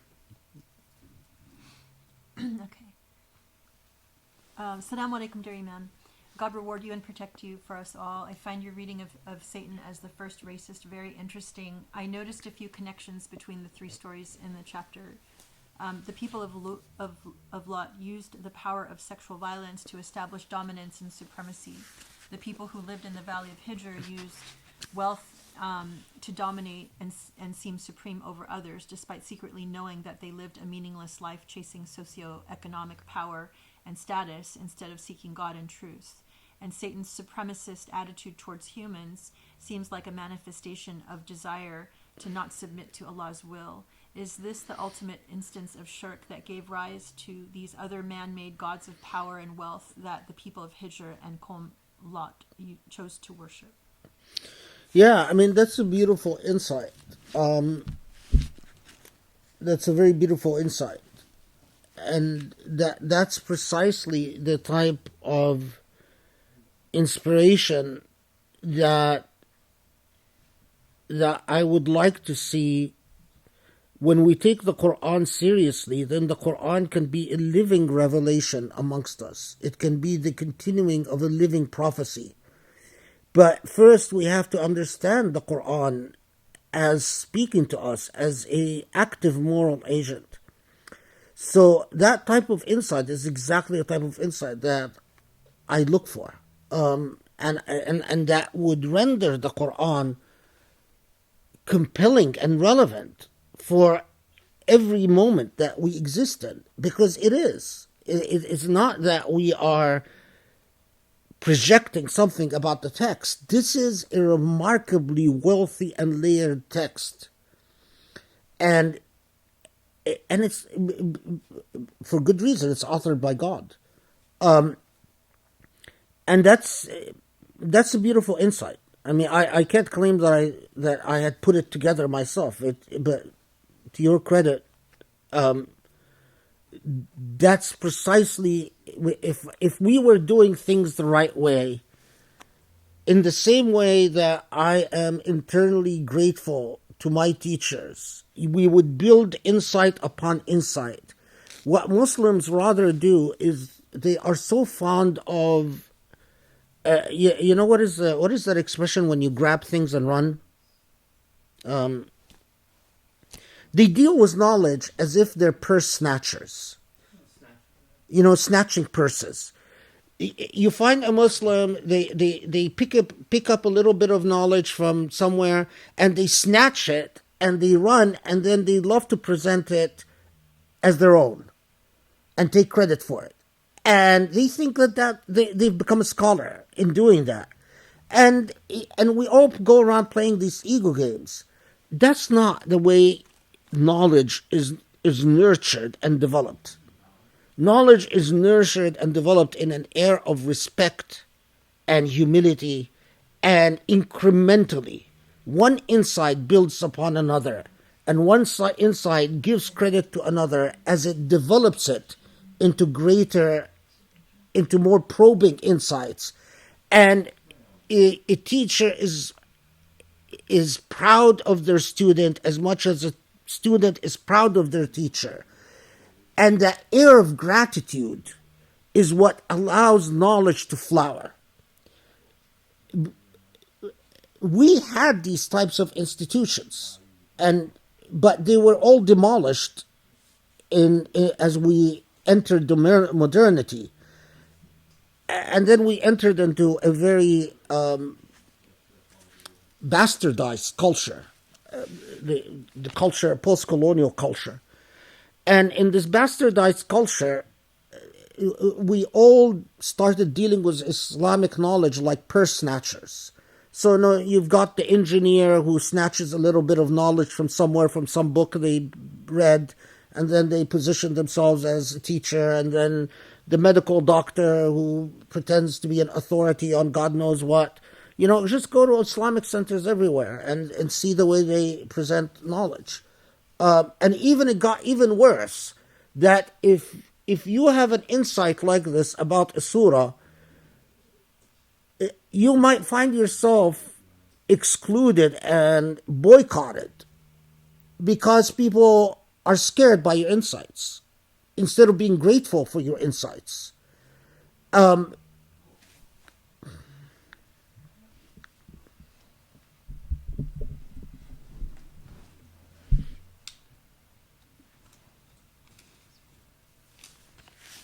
Which has happened so many times because the professor has gotten kicked out from more conferences than probably anyone else. Islamic conferences. Islam. Alhamdulillah, I haven't been kicked out of academic conferences. I've been kicked out of Islamic conferences. So I challenge anyone to have a higher number of kickouts. Okay, so guys, we are now approaching the 6.5 hour mark. Does it feel like it's been that long? I always like to ask. It just flew by. Divine time. Yeah. So I hate doing this, but just to help preserve some of the Sheikh's energy, I'm just going to ask one more question, and then we can call it a night. But hopefully, inshallah, if we can get those last 3 donors, then we can meet again soon, inshallah. So, okay, our last question. Regarding the purposefulness of life as related to God being the ultimate inheritor. Many secularists and humanists claim to experience fulfilled lives without relation to a higher power, to give life purpose and beyond their own self-ascribed meaning. Is their conception of a good life actually possible, or is it necessarily inconsistent? Yeah, you know, this is the $1 million philosophical question, right? I've read the New Atheists, the whole class of New Atheists, and the claim of spiritual fulfillment has been ongoing since modernity, and especially in postmodernity and the postmodern philosophers.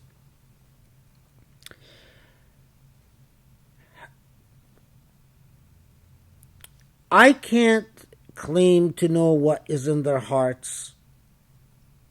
What I can say is that when you look at what I can cite is anecdotal evidence.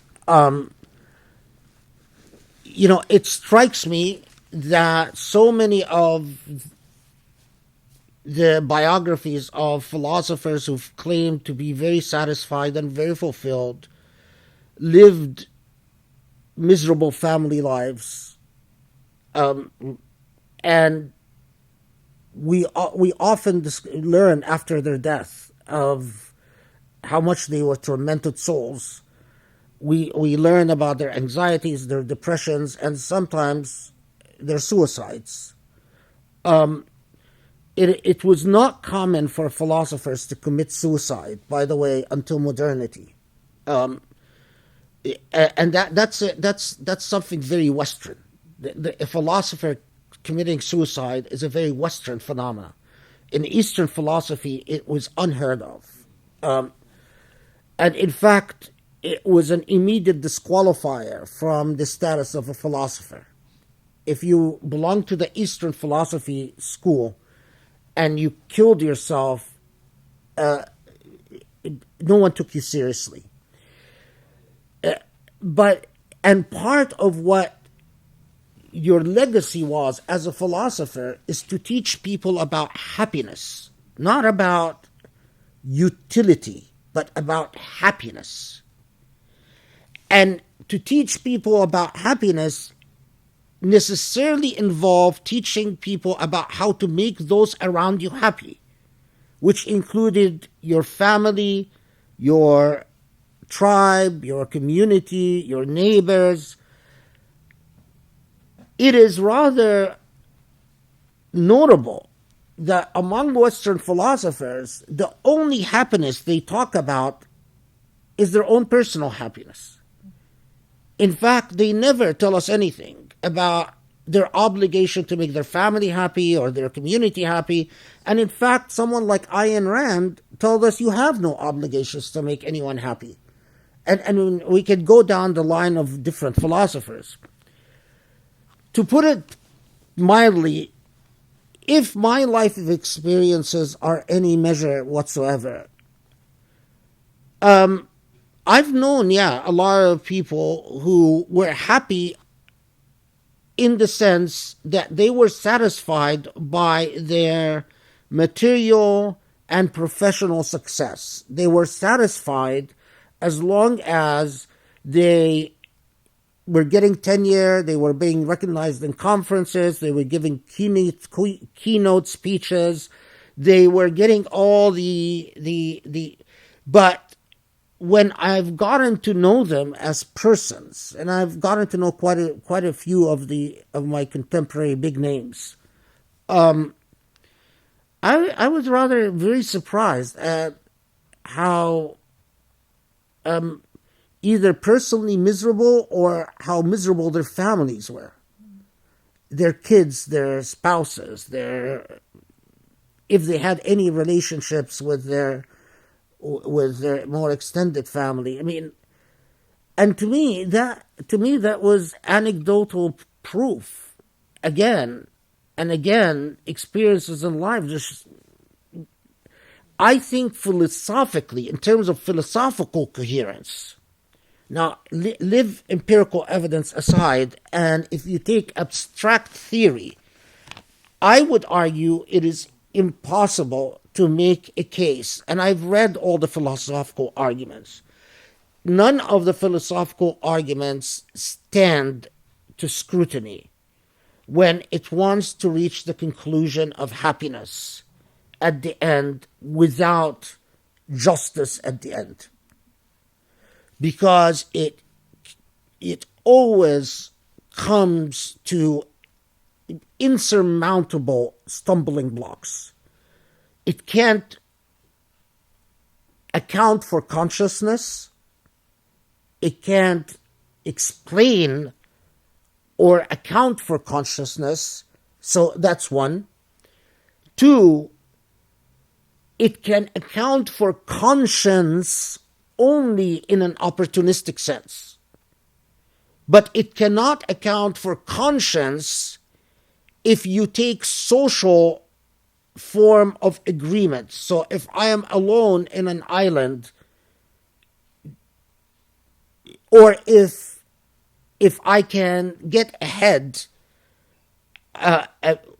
while breaking these social bounds, improve my position, ultimately there is a philosophical, serious theoretical failure when it comes to accounting for conscience. And then ultimately it can't account for the need for happiness, and especially the happiness of others. It can account for utility.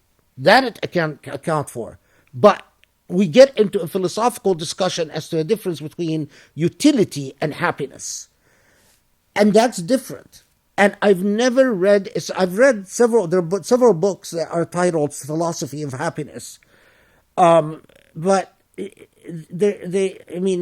we can get it, if we get into, do they ultimately convince me? No, I don't. I think on philosophical grounds, they just ultimately don't cohere. They don't stand out. They don't stand up, rather, to philosophical scrutiny.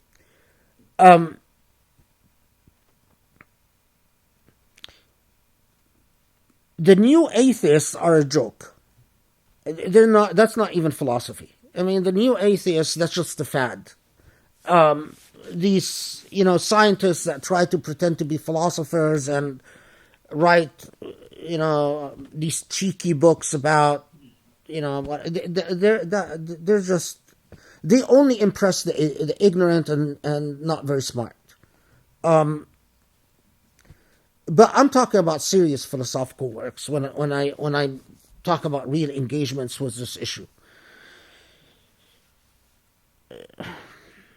Yeah, I mean,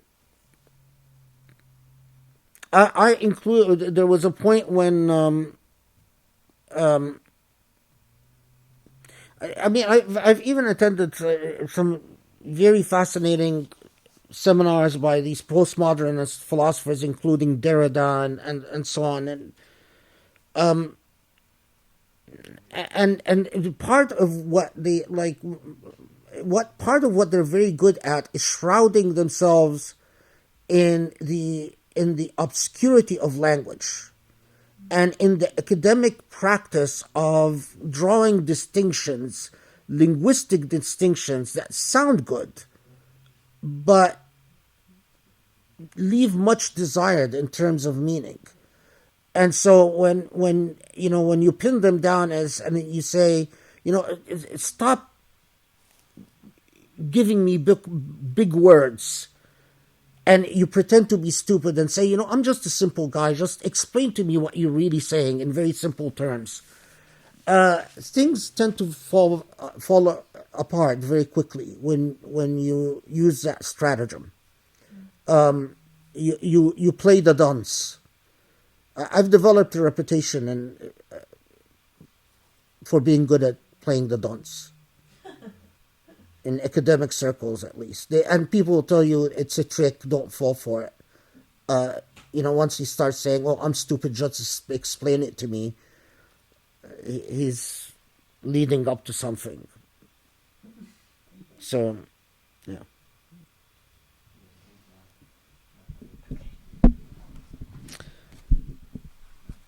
It'll stop? Yeah, so we're at 6.5 hours. That's part of the challenge is that, and maybe in the challenge of not getting donors is that, how are people going to commit these types of hours to actually knowing what we have to offer? So maybe it's up to a student to say, okay, you're verbose, it takes you too long to make a point. I'm going to just take it and I'm going to wrap it up in 15 minutes. I'm going to package it up in 15 minutes. Here's the what you're really trying to say. And that's the mukhtasar. That's why, you know, in the Islamic tradition, they would have the matn, and then they would have the mukhtasar, and then they have the sharh, and then they have the mukhtasar on the sharh, and then they have a sharh on the mukhtasar, and then they have another mukhtasar on that sharh to the mukhtasar, and so on and so forth. So, you know, we need to just rekindle that tradition, and maybe the mukhtasar can get us where we need to be. What's a mukhtasar? Mukhtasar is an abridgment. It's just like, okay, you know, you say too much, I'm going to sum it all up. And then someone comes who needs to then explain the summation, and then someone to sum up the explanation, and then another one to sum up and it just goes on like that endlessly.